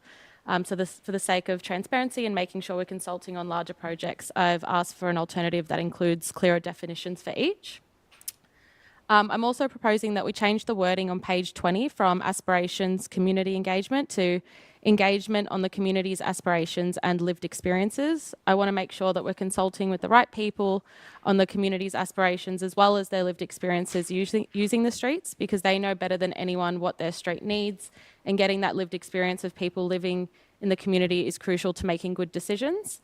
I've also added that Northumberland Road be included for a review to get community feedback on how the road is going and how council could potentially improve it. This is in response to residents and also the local school raising some issues, so I think it would be good to look into. There is already construction of the road already on the cards that will be underway pretty soon, so this review would occur afterwards. I think I put in there 12 months after, following that reconstruction, so then we could get some feedback and see if there's anything else that the community might want to contribute in that review. So overall, I'm asking councillors to support these minor changes to help ensure that we're bringing people along the journey through transparency and proper consultation. Thanks. Wonderful. Thank you, Councillor Theodosis. Councillor Iwasaki? Yeah, I'll just speak to the overall report that Streets for People plan is a great initiative that really seeks to connect our city's streets and people and residents and everybody in a really, I guess, livable way that, yeah, I'm excited to see the progress on. The high priority projects listed are really exciting as well, knowing that these are areas that are highly trafficked by cyclists and important walking routes. So yeah, just no issue with any of the amendments. It's great to have that additional transparency, and yeah, excited for more livable communities. Thank you, Councillor Ilzai. Councillor Coulford. Thank you, Mayor. Yeah, just really happy to speak in support of this. I think the reality is, as temperatures increase from climate change, we are going to need to change the structure of our streets to help deal with, say, more water from increased flooding, more severe flooding events, or quick downpours, as well as putting in more trees so that there's more shade for people to help them get around. And it also means making our streets safer for people to get around on active transport, a lower emissions version, transport options. So that might mean changing some streets by putting some bike lanes or closing a part of a road so there's not as much through traffic. But the important thing I think about this plan is that it brings a holistic view to a street. So it doesn't just, in the past, councillors kind of rocked up to a street and said, okay, well, this street's good for a bike lane, let's put in a bike lane. And they might make some small other changes, but the whole point of this approach is to go, let's look at the street as a whole, let's look at the functions it serves, like are there bus routes, are there shops along here, is there childcare, are there a doctor's surgery? And let's take into account all of these things, and how can we make the street better for everyone? So rather than, maybe on some roads that means putting in a bike lane or closing a road, part of the road, but on other streets it means putting in more seats and putting in more planting of trees, or it might be curb extensions which slow down traffic, which make our streets safer. So we've had people here petitioning us tonight asking for safer streets, and this is our plan to make that happen. And as noted by the resident, Shaftesbury Street has been added to the high priority projects. I also just wanted to note that Stewart Street in Brunswick from Sydney Road to Merri Creek has been added as a priority project, and that's helping to connect a safe cycling route across through to Darebin and across the creek. So I'm pleased to see that addition. But I think officers have done great work, and each of these projects will go through their own consultations with local residents if the street's going to change. And then what we hear from those consultations will help shape the design of those streets. So I think it's a really good approach that council's bringing in. I'm really proud of the officers' work in this area and very happy to support this. Thank you, Councillor Coulford. Are there any other speakers? If there's Councillor Bolton.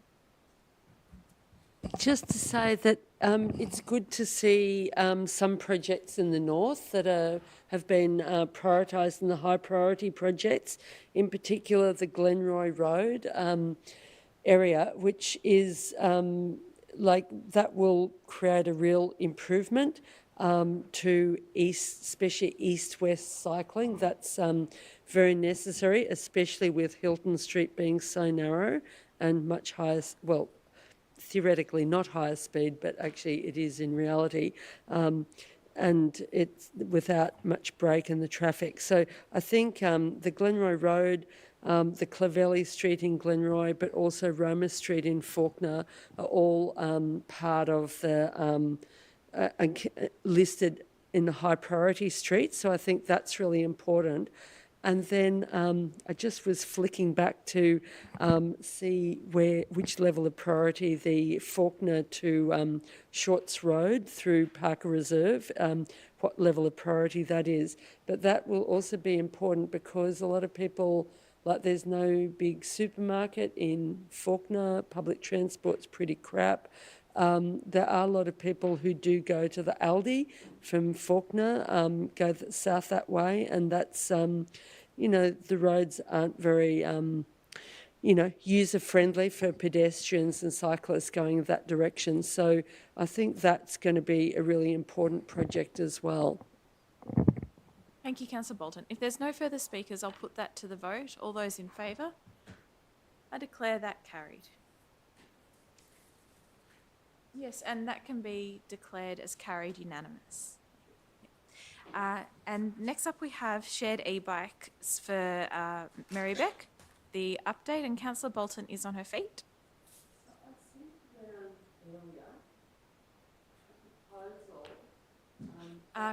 Councillor Bolton, you need to, yeah. I sent around earlier a proposal that we defer consideration of this report until we've got some more financial clarity about, what the private operators are going to contribute to the cost of installation. Thank you, Councillor Bolton. I'll check if you have a seconder. Is there a seconder for Councillor Bolton's proposed deferral? If there's no seconder, the proposed deferral lapses, and I've got an amended version of the officer's report. So now I haven't got a printer at home at the moment. So my amendment was, my amendment is that point one, well, actually, I don't know if can we just stop this debate for a second, Councillor Bolton? We're just going to get some governance advice.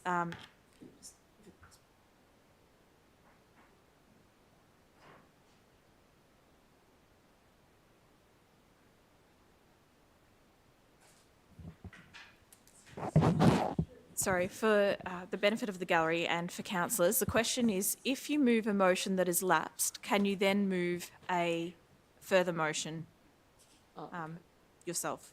Yeah, we're just double checking that. Yep.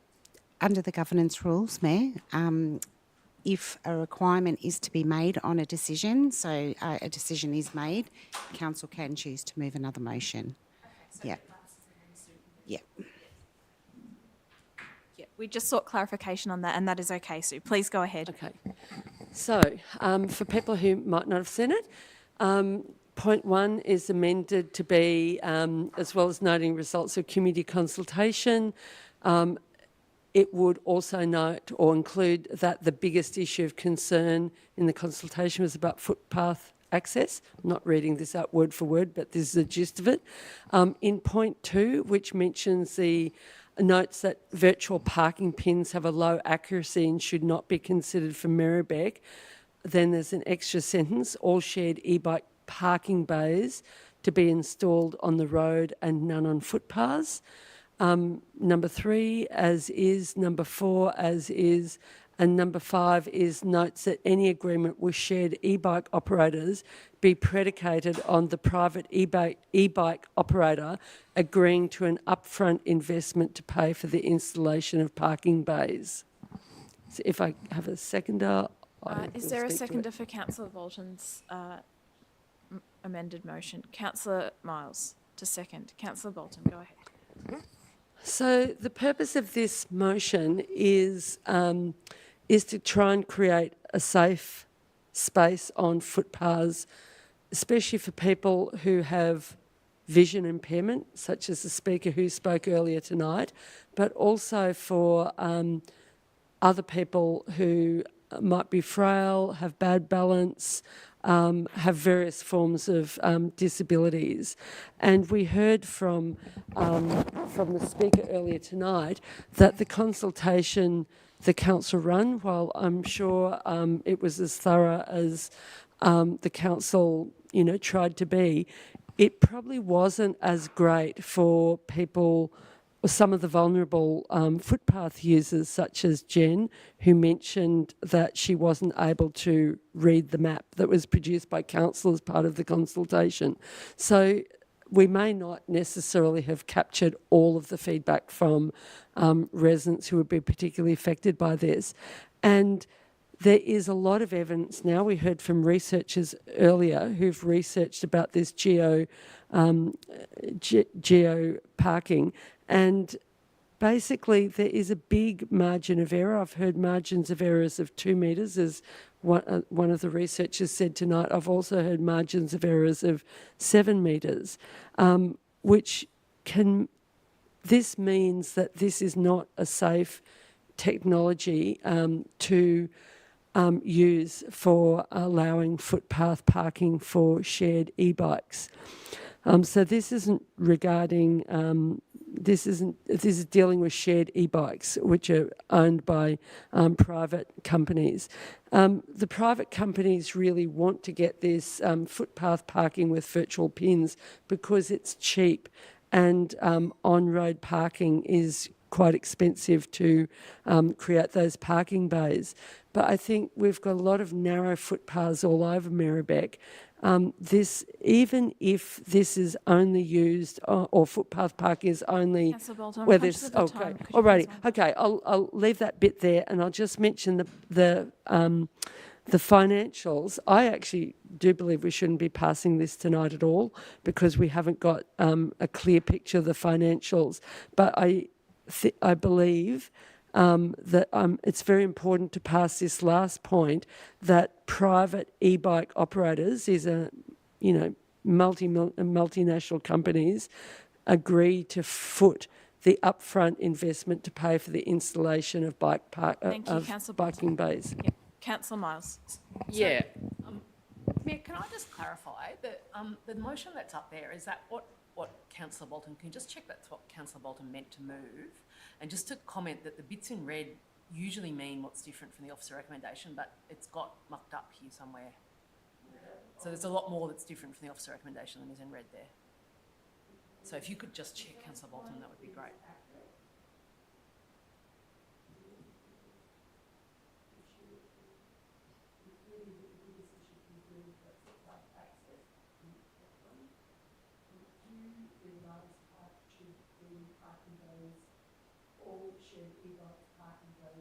Be installed on the road and none on footpaths. Point 5, a new point 5, notes that any agreement with shared e-bike operators be predicated on the private e-bike operator agreeing to an upfront investment to pay for the installation of parking. And actually, there is one other point which I didn't mark up. Receives a report to a council, number 3 is amended to be, receives a report to a council meeting for a decision to finalise and sign a multi-council memorandum of understanding for selecting shared e-bike operators. I forgot to highlight that.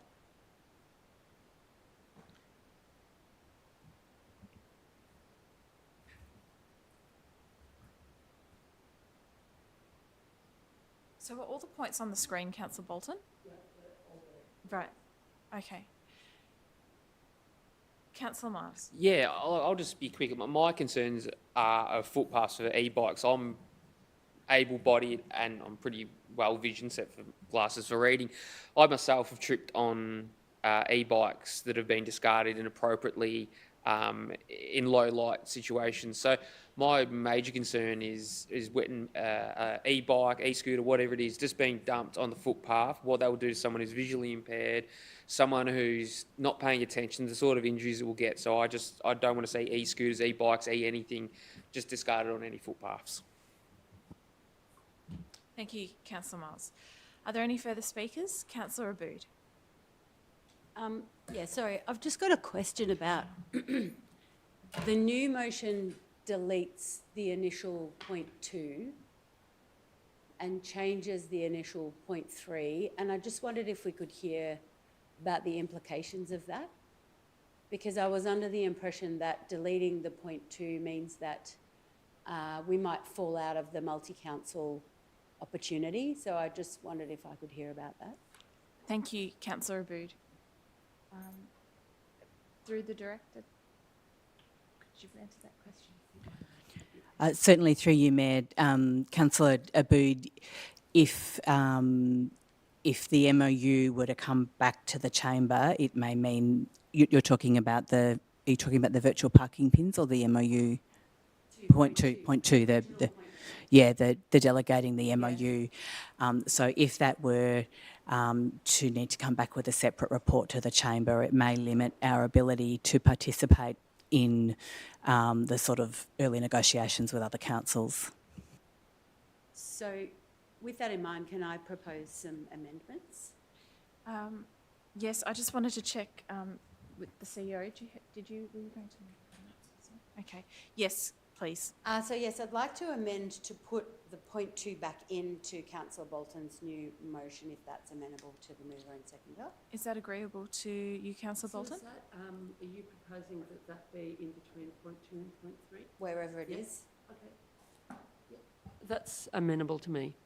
Thank you. So now that's incorporated into the substantive. Yeah, and there are other changes I'd like to propose. Yes. One other change, I should say, which I did circulate, which is at the point 5, predicated on the private e-bike operator agreeing to pay for and lose the words "an upfront investment." Is that yeah? Yeah. Is that agreeable to the mover?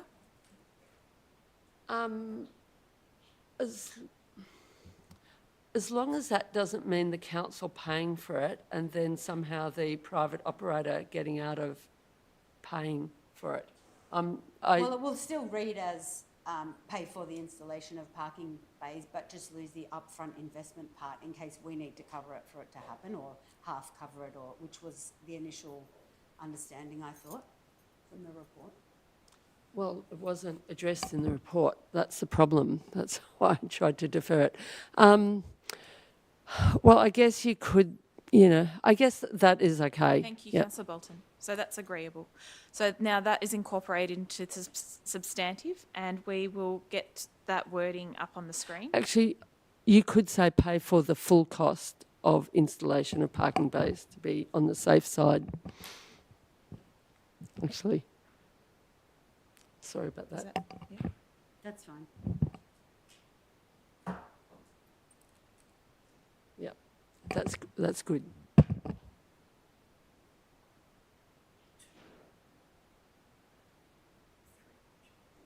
Yeah.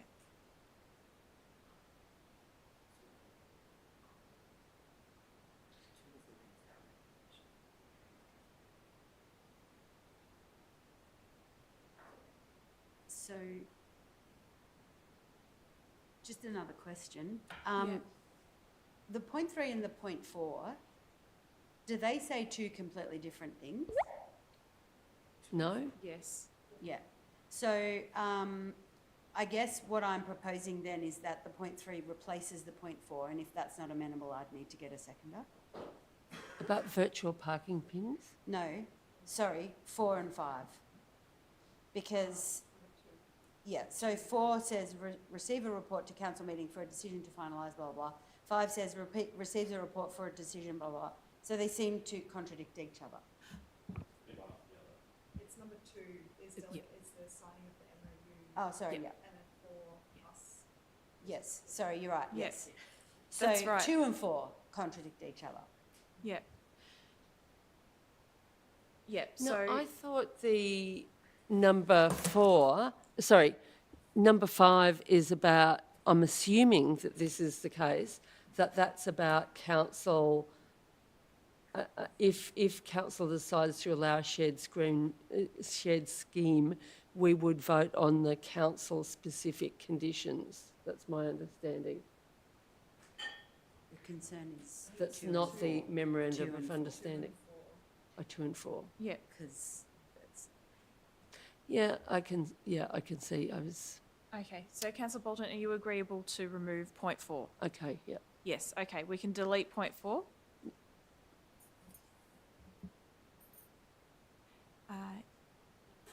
Yep. Councillor Bolton, Abood, there's no further amendments? Not No. from- Okay. I know that Councillor Theodosis has a question, and then I'll come to you, Liz. Just on if this was moved and it was only on the road parking, would council be given any information about where that would be, how many car parks would be potentially taken off the road, and would that be something that council would get to make a decision on? Through you, Mayor, the final sort of contract would come for council's endorsement, so it would include information about those localised components. Yes. Thank you. Councillor Irvin. Yes, thank you, Mayor. I just have a proposed amendment as well, just on point 3. I I had circulated it earlier, just adding the words except for temporary or short-term parking uses after the first sentence. It's on point 3 now. If that is Yep. acceptable. Sorry, say those words again, Liz. So it's basically the full point 3 will now read. Notes Oh, that- yes. Yeah. Yeah, that's it except for there. Yeah. temporary and short-term parking uses. Councillor Bolton, is that agreeable to you? I know I said to Councillor Irvin this afternoon that I thought that would be agreeable. The more I think about it, I was thinking that it could be agreeable in the case of a festival or a special event. But given what we've heard about the accuracy of geo-parking, and sometimes festivals and special events can be chaotic places, I actually think it could restrict the access of people to some of our events and festivals. So in hindsight, I feel like I Thank you, won't Councillor support it. So now we're going to discuss whether or not the amendment put by Councillor Irvin is accepted. Are there any further speakers to that? And Councillor Aboud to second, yes. Yep. Are there any further speakers to this point? Councillor Aboud. Yeah, I will speak to it because I'm agreeing to second that part of the amendment. Oh, so I Councillor feel- Aboud, your mic, is that on? Yeah, it's on. Yeah. Oh, you might need to speak a bit closer into it, sorry. I will speak to it because I have seconded it. I understand Councillor Bolton's trepidation about this idea, but I think that if we do allow the virtual parking pins for temporary or short-term periods, it means that we can still provide the right number of spaces for people to bring e-bikes into the city and have somewhere safely to park them. And I think that the fact that the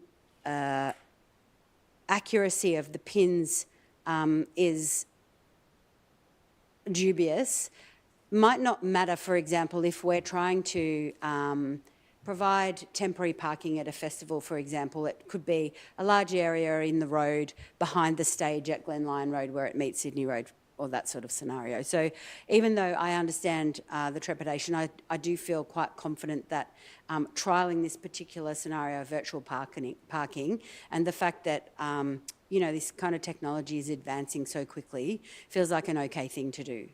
Thank you, Councillor Aboud. Councillor Iwasaki. Yeah, I'll just speak in support briefly. Just that I think it's important to have some flexibility, and I think that the temporary and short-term parking uses may allow unforeseen circumstances to be more favorable. I'm not, ideally we don't have e-bike parking bays on the footpaths.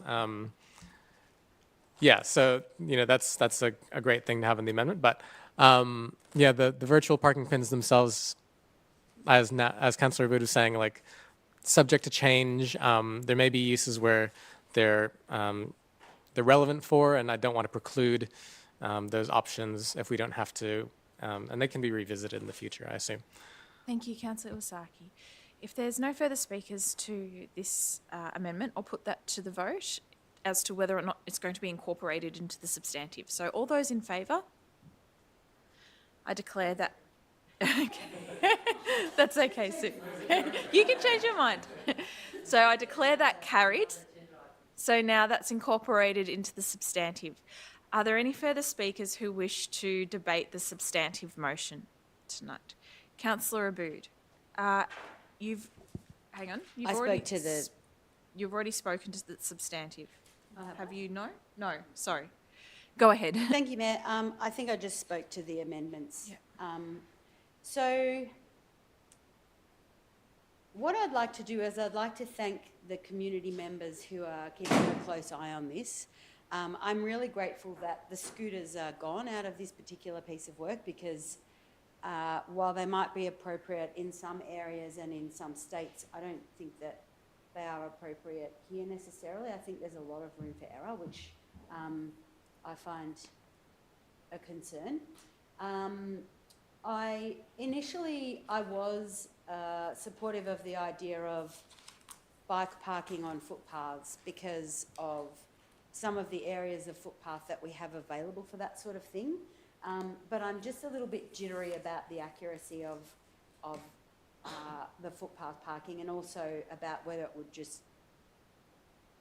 All of us have seen these things fallen over all the time, and I know that there is, you know, some noises being made about the fact that they're expensive bits of machinery, so if they are outside the zone, the people who ultimately own them will come and find them and put them where they should be. But I mean, it just feels a bit like if we sort of start small, we can potentially expand this later on.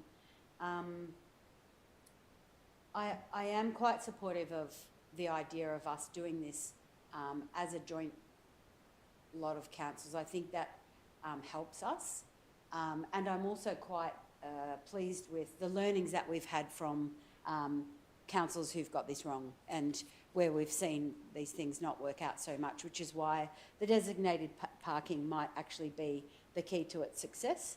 Absolutely, of course I'm supportive, and I ride an e-bike myself, but supportive of the principle of, you know, this type of active transport, which takes cars off the road, and hopefully as many cars as might need to park in the car space that will be surrendered for these to have somewhere to go. Thank you, Councillor Abood. Are there any further speakers to this? You want to close the debate? Yes? Go ahead, Councillor Bolton. I just think, you know, I definitely support increasing access to active transport as long as it's in a safe way, so that vulnerable users of footpaths are not pushed off the footpath. And certainly I have had some people with vision impairment say that they feel like they are being pushed off the footpath already without even before the introduction of shared e-bikes. But I also think we've got to keep in mind that the shared e-bike companies are multi-millionaire companies, or multinational companies, and they're making a profit, and they're putting pressure on councils to rush stuff through without adequate thought and attention. And I think Merri-bek and other councils are feeling that pressure. The companies just want us to accept geofencing and accept their word for the accuracy of geofencing, etc., without independent expertise. And, you know, I think the people who have been researching have found that the companies aren't being honest with councils about the accuracy of geofencing. So, yeah, I just really want to urge caution with this. We want to increase access, but we really need to be careful we don't fall victim to pressure from the private companies that are pushing the technology. Thank you, Councillor Bolton. Councillor Politis, Councillor Bolton's just closed the debate. So we'll now put the motion to the vote. All those in favour? I declare that carried. We'll move on to 7.3, Road Management Plan Review and Proposed Amendments. Councillors, I note that we are at 8:22 and we do have a considerable agenda ahead, so I'd like councillors to think about their speaking to each item. Councillors, is there a councillor who wishes to move this report? Councillor Pulford, and seconded by Councillor Abood. Thank you, Mayor. Yeah, this is just a routine update of our road management plan. We're putting out our proposed amendments for people to provide their feedback on. There's 28 days for people to provide their feedback. There's some changes to the road management plan. It talks about just differences in service standards for different things. I won't go into the detail, given we've just been told that you know, we've got a big agenda. It's not worth going through all the detail, but check it out. It's out for consultation. If you have any feedback, let us know. Yeah, it'd be good to hear what you think. Great. Thank you, Councillor Pulford. Councillor Abood, nothing further from you. Any further speakers to this item? Nope. If there's no further speakers, I'll put that to the vote. All those in favour? I declare that carried. We now have 7.4 Amendment C196, more introduction of special building overlay Schedule 2, Decision Gateway 3, consideration of panel report and decision of the amendment. Is there a Councillor Pulford? Thank you. And a councillor to second? Councillor Svensson, thank you. Councillor Pulford. Thank you, Mayor. This is the final part of a process of us updating our special building overlay about flooding events and where water will go in our community. It's been a long process that this has gone through. Last year, in the last term of council, when this was at the previous version of the stage, before we sent it to a planning panel, we had a lot of residents here who felt like they didn't have enough time to engage with the process and were asking for council to give more time and to actively advertise the opportunity to have somebody come out to their home to have their area reviewed in person, not just from satellite data. And so council ended up supporting that delay, and council officers did a lot more work and more people had the time to be heard. It slowed the process down. We're at a point now where there has been multiple parts of the process. It has gone to a planning panel. That planning panel has also considered the submissions made. So I believe it's okay to pass this as recommended.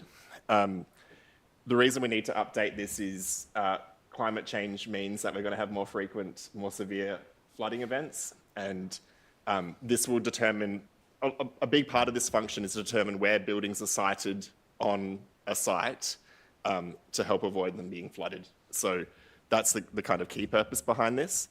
So you're happy to support this given the long process has gone through and how council has slowed it down and advertised opportunity for residents to learn more and have their voices heard more as well. Thank you, Councillor Pulford. Councillor Svensson. I'll just speak to it very briefly, but I think all of us can probably remember not that long ago when the Merri-bek River floods occurred, and I think that flooding really highlighted the need to update our understanding of which properties are at risk of flooding, both so property owners understand what mitigation strategies they might need to take themselves, but also so that new properties are built safely so that they don't unfortunately experience the terrible flooding that happened to a lot of people who never suspected that their homes would be at risk. So this is part of that process. Thank you, Councillor Svensson. Any further speakers? No, if there's no further speakers, I'll put this report to the vote. All those in favour? I declare that carried. We now have 7.5 Northwest Building, Phoenix Street and Brunswick Baths, gym expansion options. And Councillor Pulford has his hand up. I'll stop moving after this, though, sorry. But this is what I particularly want to move. So really, this is about the building that's on the northwest of the Balumbalum Place site. It borders the gym of Brunswick Baths, was an old school. It didn't form a part of the broader Balumbalum Place. So while that has opened now and is stunning and beautiful, and if you haven't checked it out, you absolutely have to. It's iconic, really. And there's this building that we need to work out what we're going to do with. This came to us about halfway through last year in the last term of council, but council at the time felt like they didn't want to lock in the new council to a decision that late in the term. So we deferred it to this year. Council officers have done a bunch of work talking to people who run Balumbalum Place and people at the gym as well, and come up with this option, which I think is much better than the option we were thinking about previously, which was destroying the building, moving the gym outdoor space there, and eventually expanding the gym. Instead, this option is to retain that building, in the immediate term use a ground floor for affordable arts making space, which there is still a need in our community for affordable arts making space, particularly wet arts. And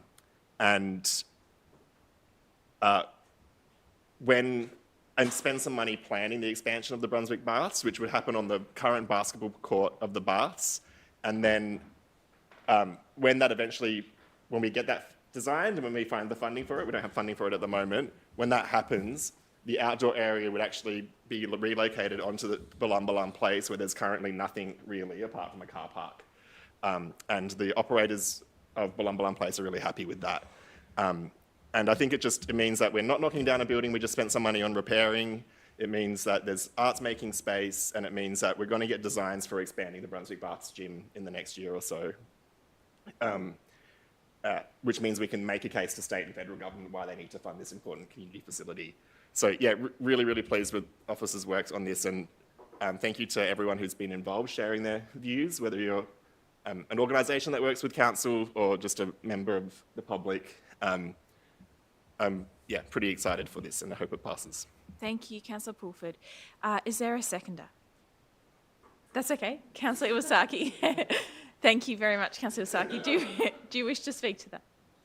No, that's right. Thank you. Thank you. Are there any further? Councillor Abood. Yes, I'd like to propose an amendment, an additional point 4, which I believe has been circulated to governance, and also to add the words including performance after arts use at point 1, so including performance art. And if it's amenable to the mover and seconder, I can talk to it. I want to ask a question about that, because the actual structure of the building might not allow performance arts. Could we ask the director for? Yep, we can ask Eamon. Please go ahead. Thanks. Through you, Mayor. So, councillors, the works that are proposed for that building are really working within its existing fabric. So it's largely, they're quite small rooms in terms of its spatial layout, if that makes sense. Oh, they're small rooms. They're quite small rooms, yeah. So it's not a big sorry, I didn't space. realise that. I thought It's it was quite a big floor. Okay. Councillor Abood, do you want to amend that? Or? Oh, yeah, just delete that. Yep, so delete include performance. Yeah, keep the point 4. Yep, and I didn't okay. realise, yeah. So that's now incorporated into the substantive, and Councillor Iwasaki is agreeable to that as well. Please speak to. Sure, thank you. I think that I'm supportive of obviously this motion, and the extra, mostly because I don't think we should knock down a building that we might be able to get money to fix, and we already have spent some money on it, so that seems like referring it to the budget along with everything else that will be referred to the budget by the time that comes around, is a good incentive, is a good objective, I mean. In terms of requesting an investigation, I know that it might not happen, but trying to book classes at the Brunswick Leisure Centre are pretty hard because they're often just booked out for days in advance, as opposed to some of our other gyms. And we know that Brunswick is a very busy leisure centre in our city, the Buzz Gym. And so I think that if we can find any other spaces, and specifically in the neighbourhood, where we can help ease the load of what's happening at Brunswick, it will just facilitate more active lifestyle stuff in our community, which is valuable. Thank you, Councillor Abood. Are there any further speakers? If there's no further speakers, I'll put that to the vote. All those in favour? I declare that carried. We now have 7.6, Brunswick LXRP Memorandum of Understanding. Is there a councillor who wishes to move this report? Councillor Miles, and a seconder? Councillor Iwasaki. Thank you. Councillor Miles? No. Nothing to add for this one. Thank you. Councillor Iwasaki, do you wish to speak to this? No, that's okay. Great. Are there any further speakers? No. If there's no further speakers, I'll put that to the vote. All those in favour? I declare that carried. We now have 7.7, Main Street and O'Hay Street intersection, recent crash history and recommendations for safety improvements. And Councillor Abood has her hand up, and Councillor Bolton to second. Yeah. Were you sending up? Yeah. Thank you, Councillor Abood. Thank you, Mayor.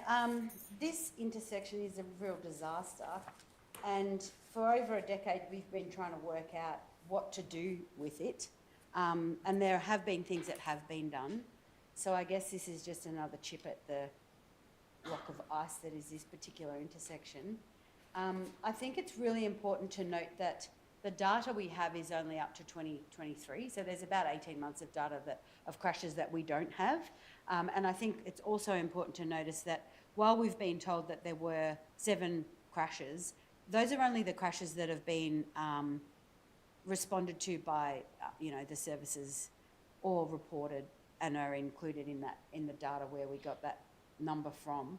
And I think you could probably see something happen down there every single day with either a bike going what is called the wrong way along the bike path, but it's actually the safe and easy way, as opposed to crossing and then crossing back. But also on the O'Hay Street side of the railway corridor is a speed hump that we've installed, and it's often very hard to tell if that's a zebra crossing or a speed hump. And I was riding across it recently, and my neighbour was driving and thought she had to stop, and it's actually not. She didn't need to stop. And so I think that, you know, this is far from over. We've got to just keep on working on this intersection. Yeah, it's something, but I don't think it'll be enough. Thank you, Councillor Abood. Councillor Bolton.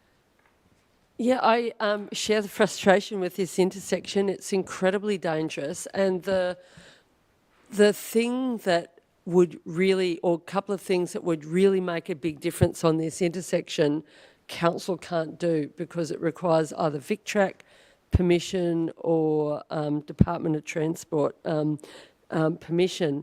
And I actually think some of the seeds of the problem, not the sole seeds, is when the council, for understandable reasons, stop traffic turning out, northbound traffic turning out of Waterfield Street to head north on Sydney Road, and that then directed traffic up Main Street in order to turn right to get onto Sydney Road. And one of the big problems, so I think council officers have written a good report explaining the situation, especially for bikes, where cyclists aren't meant to cycle east across Main Street. They're meant to go across the road, then come back across the road if they want to go south or wherever, which is really messy and silly situation. But for northbound traffic that wants to get onto Sydney Road, you have to turn right, and the railway line is raised, so it's not very good visibility, and there's so much traffic now that cars might look to see if no one's there and then jam their foot on the accelerator to get into gaps in the traffic. But banning right turn traffic there would also just shift the problem up to Gaffney Street in order for traffic to get back onto Sydney Road. So I think the only way you could deal with the situation is traffic lights, but so far Department of Transport and VicTrack have ruled that out. So I think that plus allowing eastbound cyclists to go through that pedestrian crossing across the railway line. Those would be the two things that make the biggest difference. But anyway, we've got to keep pushing on this and try and get better data on crash statistics. Thank you, Councillor Bolton. Are there any further speakers? If there's no further speakers, I'll put that to the vote. All those in favour? I declare that carried. At 7.8, we have the Council Advisory Committee review. Councillor Iwasaki to move and Councillor Politis to second. Councillor Iwasaki, do you speak to this? Yeah, just really quickly, this committee adds extra words to my very long Environmental Sustainability Advisory Committee and streamlines a few others to better represent the changing needs of our community. And yeah, that's about it. Thank you, Councillor Iwasaki. Councillor Politis.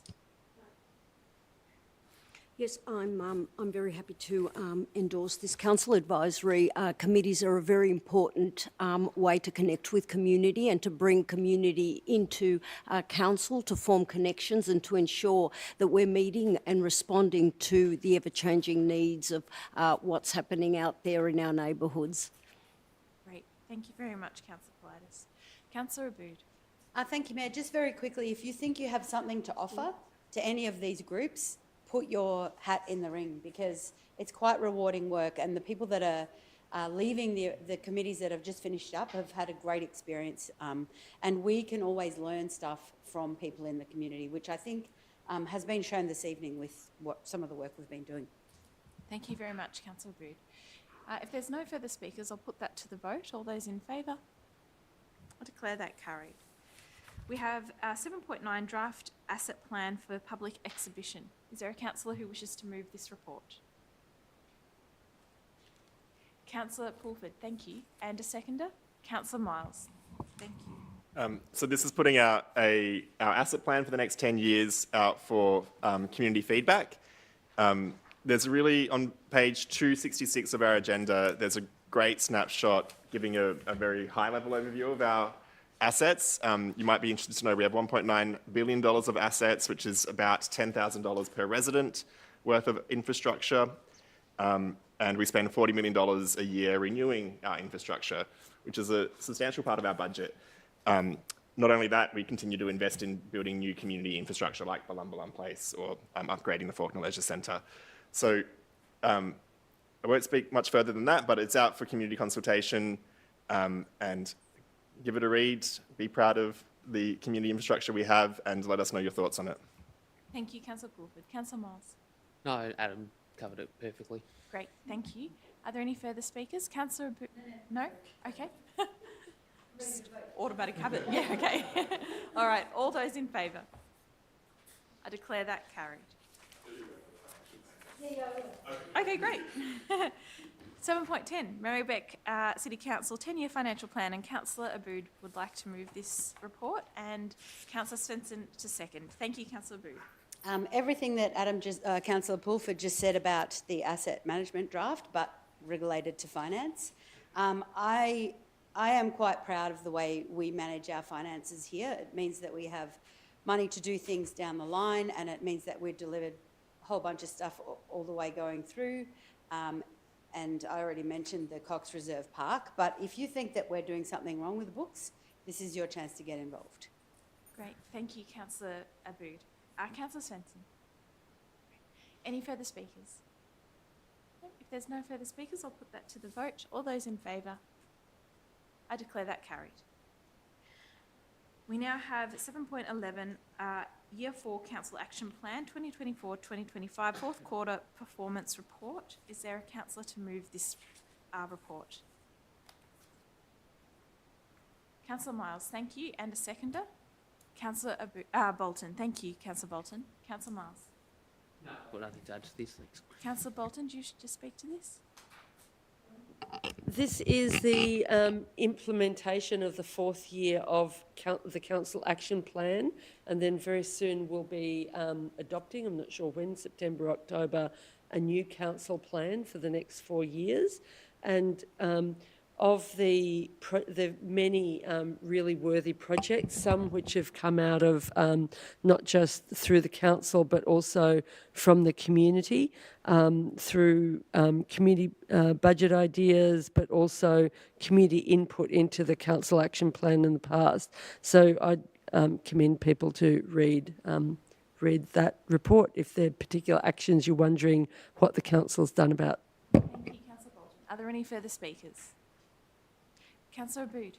Yeah, I just want to acknowledge right there in the motion that 3 of those goals have been deferred to look at in the next council action plan, but also that 95% of what we said we were going to do, we've done. And I think that's really important because it shows that the development of the council action plan is actually a legitimate thing to be done. And it's taken a lot of involvement. It's not just something that comes from officers or something that comes from us.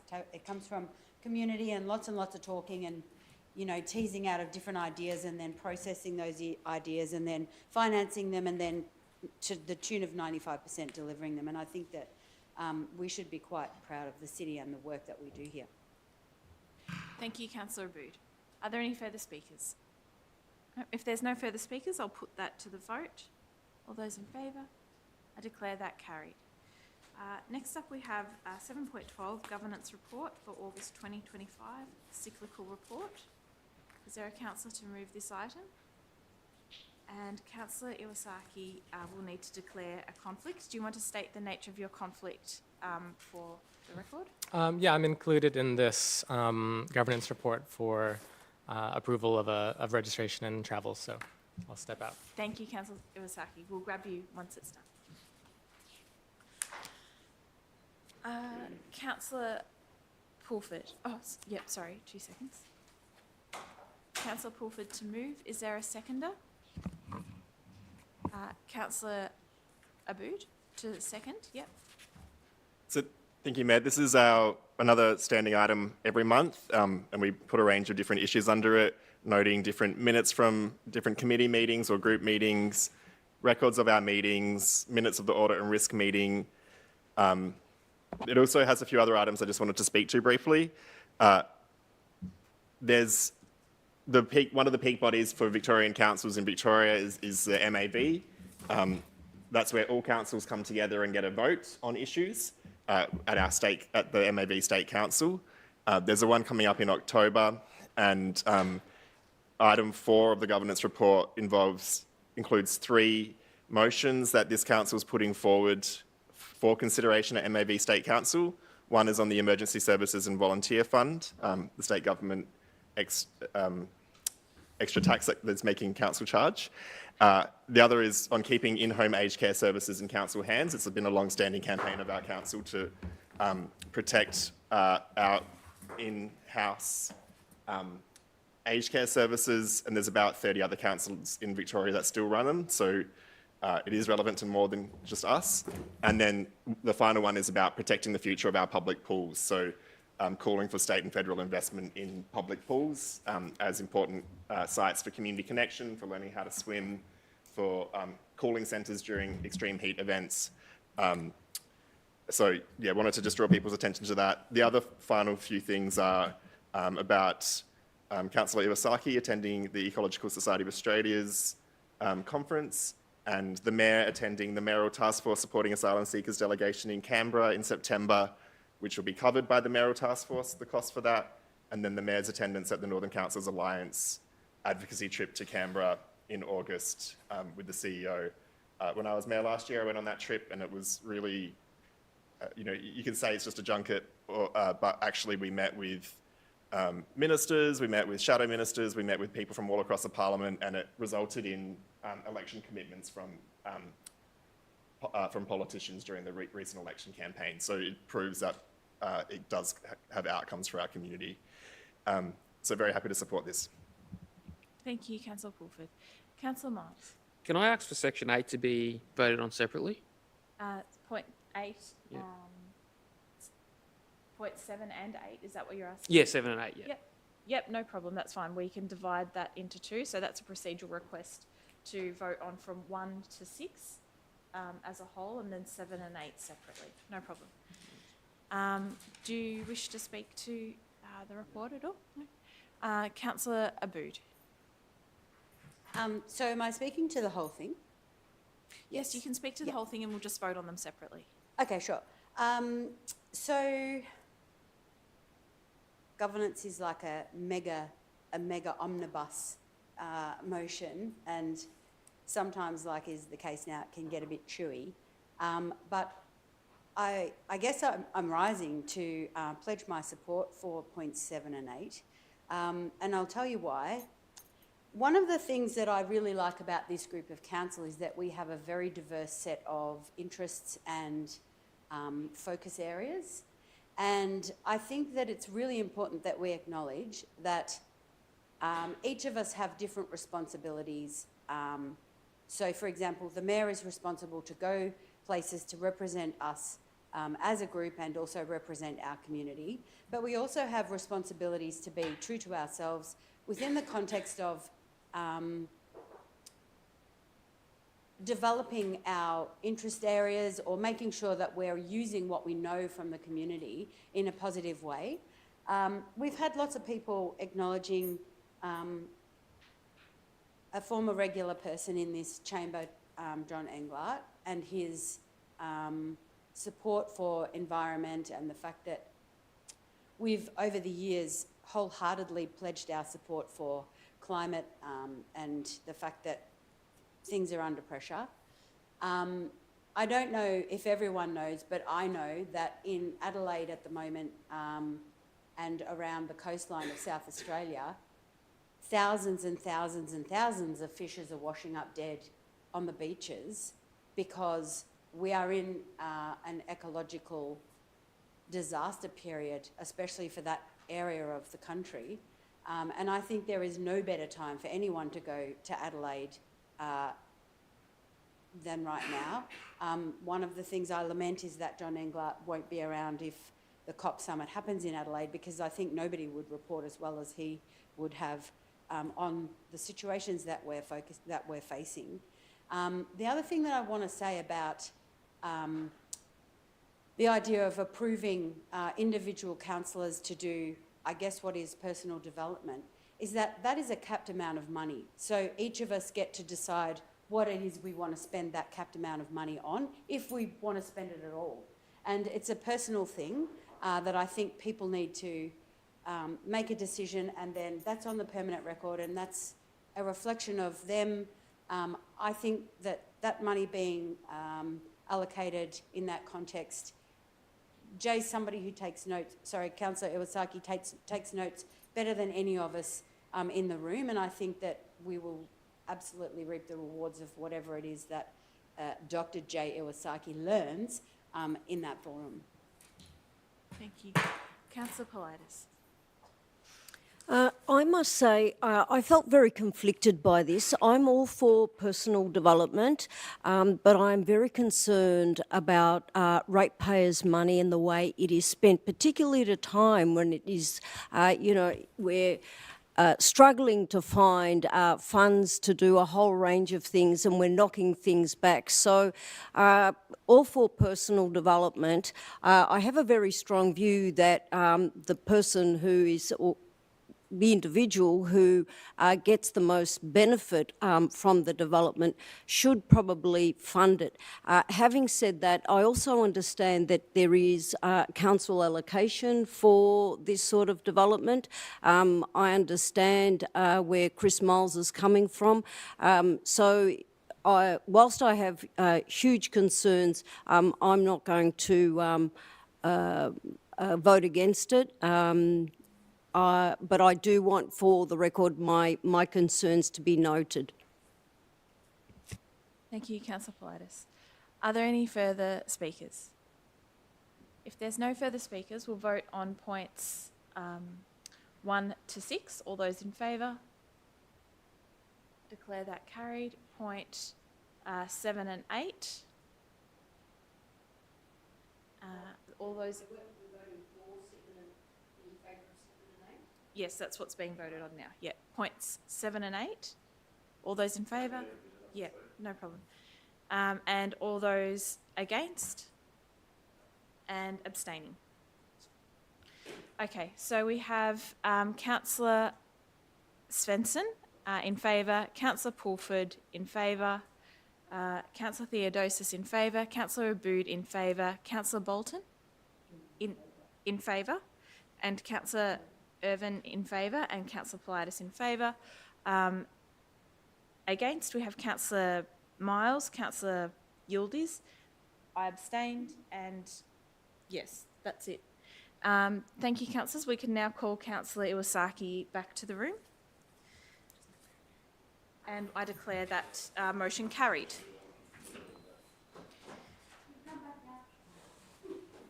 So, contract award for Municipal Association of Victoria mailing service at 7.13. Is there a councillor who wishes to move this report? Councillor Bolton? And a seconder? Councillor Iwasaki? Councillor Bolton. This motion is just about a grouping of councils grouping together to get a mailing contract. So it's sort of or mailing services. So it's a very straightforward sort of contract, and it's part of this collaborative procurement in order for councils to get reduced rate in contracts. Thank you, Councillor Bolton. Councillor Iwasaki, do you wish to speak to this? Are there any further speakers to this report? If there's no further speakers, I'll put that to the vote. All those in favour? I declare that carried. We next have 7.14, Contract Award RFTP 2024-6, Provision of Drainage, CCTV, Surveys, Drain Cleaning and Associated Work Services. Is there a councillor who wishes to move this report? Thank you, Councillor Bolton. I'm happy to move this. This is a contract to get a panel of contractors to do work around drainage, drain cleaning and various associated works. So this is absolutely critical to get blocked drains sorted out and damaged drains sorted out. Thank you, Councillor Bolton. Is there a seconder? Councillor Svensson, thank you. Councillor Svensson, do you wish to speak to the report? No? Is there any further speakers to the report? Okay, all those in favour? I declare that carried. Next up we have 7.15, Contract Award RFT 2025-1, Dunstan Reserve Childcare Centre Expansion. Is there, thank you, Councillor Svensson. Councillor Iwasaki to second. Councillor Svensson? Dunstan Reserve childcare is one of our really beloved community childcare centres in Merri-bek, and we know, I mean, lots of people would have seen the terrible exposés on the state of childcare across Australia at the moment, and we know that the best outcomes for childcare are seen at our non-for-profit childcare providers, just like Dunstan Reserve. And Dunstan Reserve is one of those childcare centres, like many, that are bursting at the seams. So I'm really excited to see this expansion going forth, and this is the contract to make it happen. Thank you, Councillor Svensson. Councillor Iwasaki? Are there any further speakers to this report? No. If there's no further speakers, I'll put that to the vote. All those in favour? I declare that carried. Next up we have 7.16, Contract Award, Provision of Bluestone Paving and Retaining Wall Maintenance Services. Is there a councillor who wishes to move this report? Councillor Bolton, and a seconder. Is there a, okay, thank you, Councillor Fulford. This is just to award a contract for maintaining our bluestone, which we've got much of in Merri-bek, and it's very precious. Thank you. Councillor Fulford. Dad. Are there any further speakers? If there's no further speakers, I'll put that to the vote. All those in favour? I declare that carried. Next we have 7.17, Contract Award, Panel of Building Maintenance Service Providers. Is there a councillor who wishes to move this contract report? Councillor Miles and Councillor Bolton to second. Councillor Miles? Nothing to add. Okay, and Councillor Bolton? Yep, thank you. I'll put that to the vote. All those in favour? I declare that carried. Next up we have 7.18, Contract Award, Supply of Meat and or Fish. Is there a councillor who wishes to move this report? Councillor Politis? Is there a Councillor Iwasaki? Councillor Politis, do you wish to speak to this report? No, except to say that I'm all in support of having good meat and fish brought into council. Councillor Iwasaki? Are there any further speakers to this? If there's no further speakers, I'll put that to the vote. All those in favour? All those against? I declare that carried. And there was 2 abstentions. 2. I didn't vote on. 7.19, Contract Award, Supply of Fruit and Vegetables. Councillor Miles and Councillor Svensson to second. Councillor Miles. Yeah, there's nothing better than good fruit and vegetables. Why do you say that? Had a conversation before. You might want me bringing that up. Yeah. No, let's not go there again. Councillor Svensson. As 1/3 of the veggies on council, I think I'd be remiss not to support good veggies. Very good, thank you. Any further speakers? I'll put that to the vote. All those in favour? I declare that carried. We now have 7.20, Contract Award for Allard Park Sports Field Upgrade. And we have Councillor Pulford to move and Councillor Yildiz to second. Councillor Pulford? Thank you, Mayor. So this is in Brunswick East in my ward, and Allard Park is a beautiful park, kind of just up above Jones Park, just north of Albion Street. This oval hasn't, in the late 90s, some block of units was built right next to the oval, and the goalposts were shifted at that time to take them away from the units. What that's meant, though, is that the oval has been kind of askew the whole time, and it's meant that the club and people who use that oval haven't been able to make the most of that oval. So this is awarding a contract to get the works done to... The oval really needs repair. There's a lot of things that are wrong with it, and the club has had to move off it. The footy club that uses it, North Brunswick, have had to move off it in previous winters because it's not usable. So we really need to upgrade this oval. I'm really pleased that this is happening. We had a community engagement session around this. The residents the oval is kind of their front yard, they're obviously very protective of that space and they don't want to see much change. And the club has, I think, really compromised in not suggesting too much change. Like there's not going to be a fence, there's not going to be a permanent scoreboard.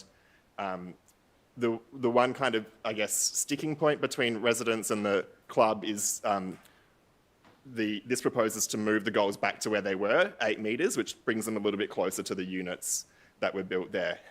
So there's residents that have some safety concerns around that.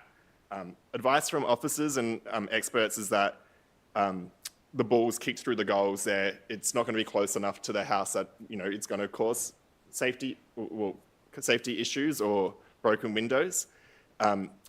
But residents might still be concerned about that. So I just wanted to note that in this report, it says there would still be space to put up some nets behind those goals. So if this passes tonight, if the goals are shifted and if residents are still really worried about safety, or if there is an incident or something like that and they want change, there is room to put up nets, and we could consider doing that as a council. I know residents didn't originally want nets because they don't want the visual sight of them, but if the goalposts are shifted a bit closer to their homes, it might be that that's the compromise, is getting nets. So just wanted to make note of that and thank the officers. Went out and met with residents twice, with council officers, and appreciate their time going and listening and speaking with residents. And I know they spoke to the club a lot as well. So I'm happy to support this. Thank you, Councillor Pulford. Councillor Yildiz. Nothing further? Are there any further councillors who wish to speak to this? If there's no further speakers, I'll put that to the vote. All those in favour? I declare that carried. Next up we have 7.21, contract award for retaining wall reconstruction at Mitchell Parade in Pascoe South. Councillor Yildiz to move and Councillor Theodosis to second. Councillor Yildiz, do you wish to speak to this? Thank you. Councillor Theodosis. I'll just add that this has been raised and by a lot of residents, and they're very happy to see this coming to council and hopefully getting this done. So it's really good news. Yeah. Thank you. Are there any further speakers? If there's no further speakers, I'll put that to the vote. All those in favour? I declare that carried.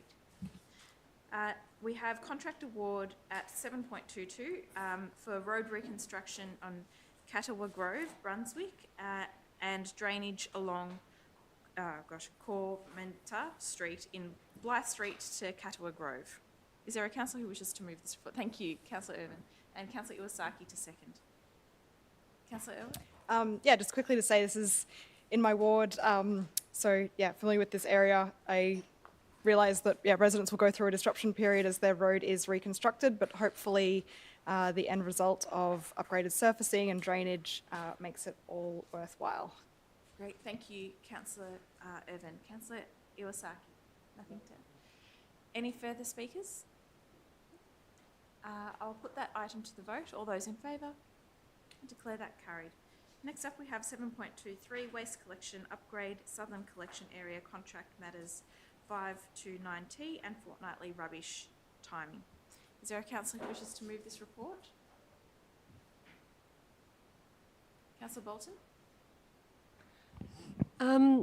I would like to propose that we defer the first two items, first 2 points of this report to to the September meeting, and that we then we go ahead with approving the delay in the decision on the ongoing municipal-wide frequency of fortnightly rubbish collection as is recommended by officers, and the point 4 about notes that collection contract arrangements for southern collection area will allow for fortnightly weekly rubbish. So point 3 and point 4 will be unamended, but I'm moving that council defers the first 2 points until the September meeting. Thank you, Councillor Bolton. Is there a seconder? Councillor Miles. To second? Can we just clarify the words? Yeah, that would be good.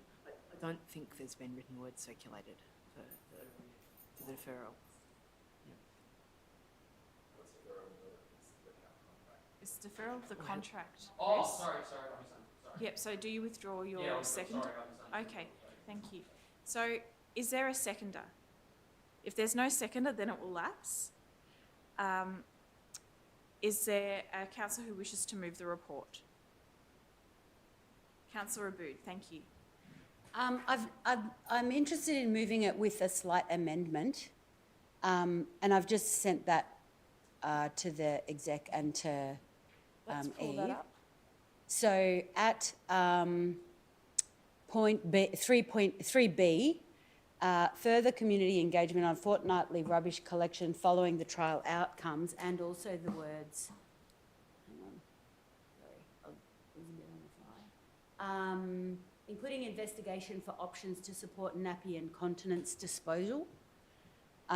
Because we've heard from the community that generally speaking, people can deal with the fortnightly collection unless they have these specific 2 items to worry about. Yeah. So I think it's important that, you know, the rest of it is still in train. Nothing, apart from the extension, we still have an option to change everything that we're doing in the future as well. But I think that if we don't pay proper attention to nappy collection and incontinence items and hear from the community about that stuff, the points that were raised by the person whose name I've unfortunately forgotten, even though I think I wrote it down, just will go through to the keeper, and I think we need to hear that stuff. Yes, thank you, Councillor Bolton. Do we have the wording? Could you say the wording again? Yeah, it says including investigation for options. Oh, yes, got it. To support nappy incontinence Disposal. Excellent. Okay. Councillors, is there a seconder with the amendment? Thank you, Councillor Svensson. And the mover needs to be changed to Councillor Abood. Yeah, that was me. Yes, we'll just amend that. Councillor Svensson, do you wish to speak to this? Yes, I do. I second this motion kind of with a heavy heart because I truly believe that any essential public services, of which waste is one of them, should always be in public hands. Unfortunately, we've seen across all levels of government, across all parts of Australia, public services progressively being sold off. And we know that once a service is sold off, it's definitely not impossible to get it back, but it can be really difficult. And something that we've looked into for the waste service here is what would be involved in bringing that service back in-house, which is something that I truly want us to strive towards in the future. And what we've been told is, I'm sure you're all familiar with how much land is at a premium in the southern area of Merri-bek and around Brunswick. And a waste depot, you can imagine big waste trucks, they require a hell of a lot of land. And unfortunately, we don't have a site in the southern part of Merri-bek that is currently big, anywhere near big enough to accommodate what we would need to have a waste depot in this part of our municipality. And you can imagine how much it would cost to purchase a site of that size, to then purchase the waste trucks required and to hire the staff required. By no means do I think we shouldn't do this, but it's a question of timing. I think the question is that in order to do this now, we would have to pay quite an enormous sum of money to transition to providing the service in-house, We'd have to pay quite an enormous amount of money. And that would mean cutting other services that council provides. And I'm not willing to cut the essential services that we're providing currently, but I also really want us to continue looking at, in a long-term fashion, how we can eventually bring this service back in-house. Because I believe, as I said before, this is a public service. It should be in public hands because we know that's where the best outcomes happen. We know that's where the best outcomes for staff happen. We know that's where the best outcomes for value for money happen in the long term. So I think this is a long-term project that we need to look towards. But we also know that if you ask the community about what are some of the most important services that council provides, waste tends to be up in, if not the first thing people mention, it tends to be up there. It's in that roads, rates and rubbish that everybody talks about. And if we were to defer this contract at the moment, that would put us in a really high risk situation for not being able to provide those services. And I think it's one of the very essential services that we provide, and we have an obligation to provide that to our community. So I want to see us doing everything we can to plan for the long term to bring this back in-house, but unfortunately, the timing isn't right now for us to be able to do that in a financially sustainable manner. So we're going to keep pushing, well, I know I will, keep pushing for us to look into how we can do that without having to cut other services. Thank you, Councillor Svensson. Councillor Politis. Look, I actually endorse everything that Councillor Svensson has just said. I'm typically not in favour of privatisation, but and I am very conscious that rubbish collection is core business of council. But I think in respect to where we've got to with the southern part of the municipality, Councillor Svensson is quite right and quite accurate, I think, when she said that, this is something that, was done quite a while ago, and I think it is going to be enormously difficult to try and insource the rubbish collection for that part of the municipality. I'm really concerned, and I like to be future focused in terms of what we do going forward. And given the density, the inevitable density that is coming to the municipality, I want to ensure that in the future there is no more outsourcing of these essential services, and that we build the capacity in our waste collection services. So, I'm very torn about this one, but I will be supporting this. Thank you, Councillor Politis. Councillor Bolton. I'd like to move one more amendment. So conceding on point 1, which is extension of the contract by 12 months, I'd like to move that we defer point 2, which is commencement of the procurement tender process. And so if people are genuine about supporting in-housing at some point, people would definitely vote to defer point 2, even if not point 1.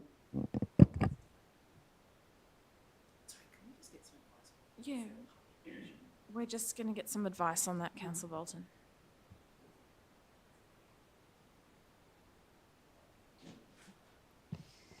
Through you, Mayor. The proposition of deferring point 2 has already been considered tonight. So I don't believe you can recommission that motion again because it lapsed. Yeah. That was a double-barrel motion rather than just that single point. Councillor Bolton, the intent was to defer, so the deferral now of just point 2 is the same intent. Through you, Mayor, Councillor Bolton, of course, has the opportunity to foreshadow a motion should this motion get voted down still at this point. Okay, if this motion, I'd like to speak and I can foreshadow a motion. Yes. That's okay. I think I can certainly concede to a 1-year extension, but to actually go into a procurement tender process for X number of years, like a long period of time, it'll be years, before we actually get to consider an in-house service. I deliberately moved a motion last year when I was told that we'd need 12 months in advance of the contract running out in order to be able to, for council to really seriously consider an in-house service. But now we're really told that actually it's not 12 months. We actually need, I don't know, 2 years, 4 years, whatever, advance notice in order to be able to seriously consider an in-house service.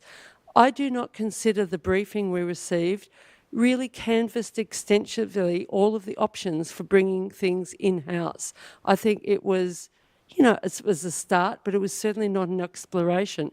Why did Ararat Council decide to bring their service back in-house? We don't know. We haven't asked them. I've actually been trying to get on to the Mayor of Ararat Council to find out why, what issues they face with bringing it back in-house. And obviously it wouldn't happen overnight. There'd have to be some sort of transition period which might take several years. But we have not had a serious investigation of the possibility of bringing it in-house. And we've particularly ignored the people who've got the best understanding of the system, which is the workers involved in waste collection themselves. I think, I'm certainly against this. I'll be voting against this, but I'm especially point 2 in particular should be deferred, because that will lock us into years and years long of private contractors. And there are serious health and safety issues with the private contractors, serious casualisation issues. And, this is, I think it's really a disastrous decision for council to just, hop on down the road unquestioningly and extending the waste contract forever to a private company. Thank you, Councillor Bolton. Are there any further speakers? Yes. So I think that the situation with south versus north waste contracts is quite instrumental in the decision that we're making. I imagine Ararat probably does have enough room to build a new depot if it needed to, but it's evident that we don't have. And there's also evidence that the contracts in the north that are in-house, or it's not a contract, but the way we dispose of our waste in-house in the northern part of the city is more expensive. And even with that in mind, none of us want that to change. I think that's been tested quite a few times, and I know Councillor Bolton doesn't want that to change. My concern about not continuing to outsource the waste collection in the south is that it would be so expensive to change it back to how it was, that even if the ongoing costs were more expensive, the cost to set it up would be astronomical. And I think that Councillor Svensson's kind of outlined that herself. So while I agree that it isn't perfect, I think that the option of, bringing the waste services from the south collection area, as it's formally known, would just be way too expensive for us to endeavour to do at this point. And I think that it will take a long time before it's something that we're going to consider doing. And I don't know how realistic that's ever going to be. But I am comfortable with the changes that, I'm comfortable with this motion as it is. Thank you, Councillor Abood. I'll put that to the vote now. All those in favour? All those against? Yes. We'll get a... Yes, as against. Yep. Oh, right, sorry. Okay, and we can record Councillor Yildiz as also voting against. Okay, thank you, councillors. We have now come to the end of reports and we have no notice of rescission. Councillors, are there any foreshadowed items that you may have? Councillor Abood.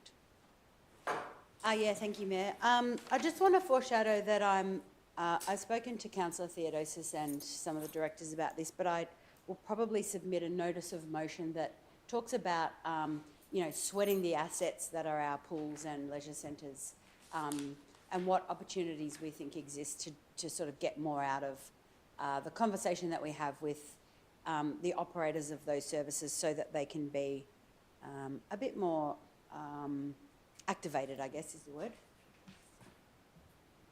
Thank you, Councillor Abood. Are there any further councillors who wish to foreshadow any items? No. If there's nothing further, we have no urgent business. We will now close the meeting to the public, and I declare that closed at 9:18. Is there a councillor to move to close the meeting to the public? Councillor Abood, second by Councillor Iwasaki. All those in favour? I declare that carried. I will now wait until the live stream has been cut off. Yep.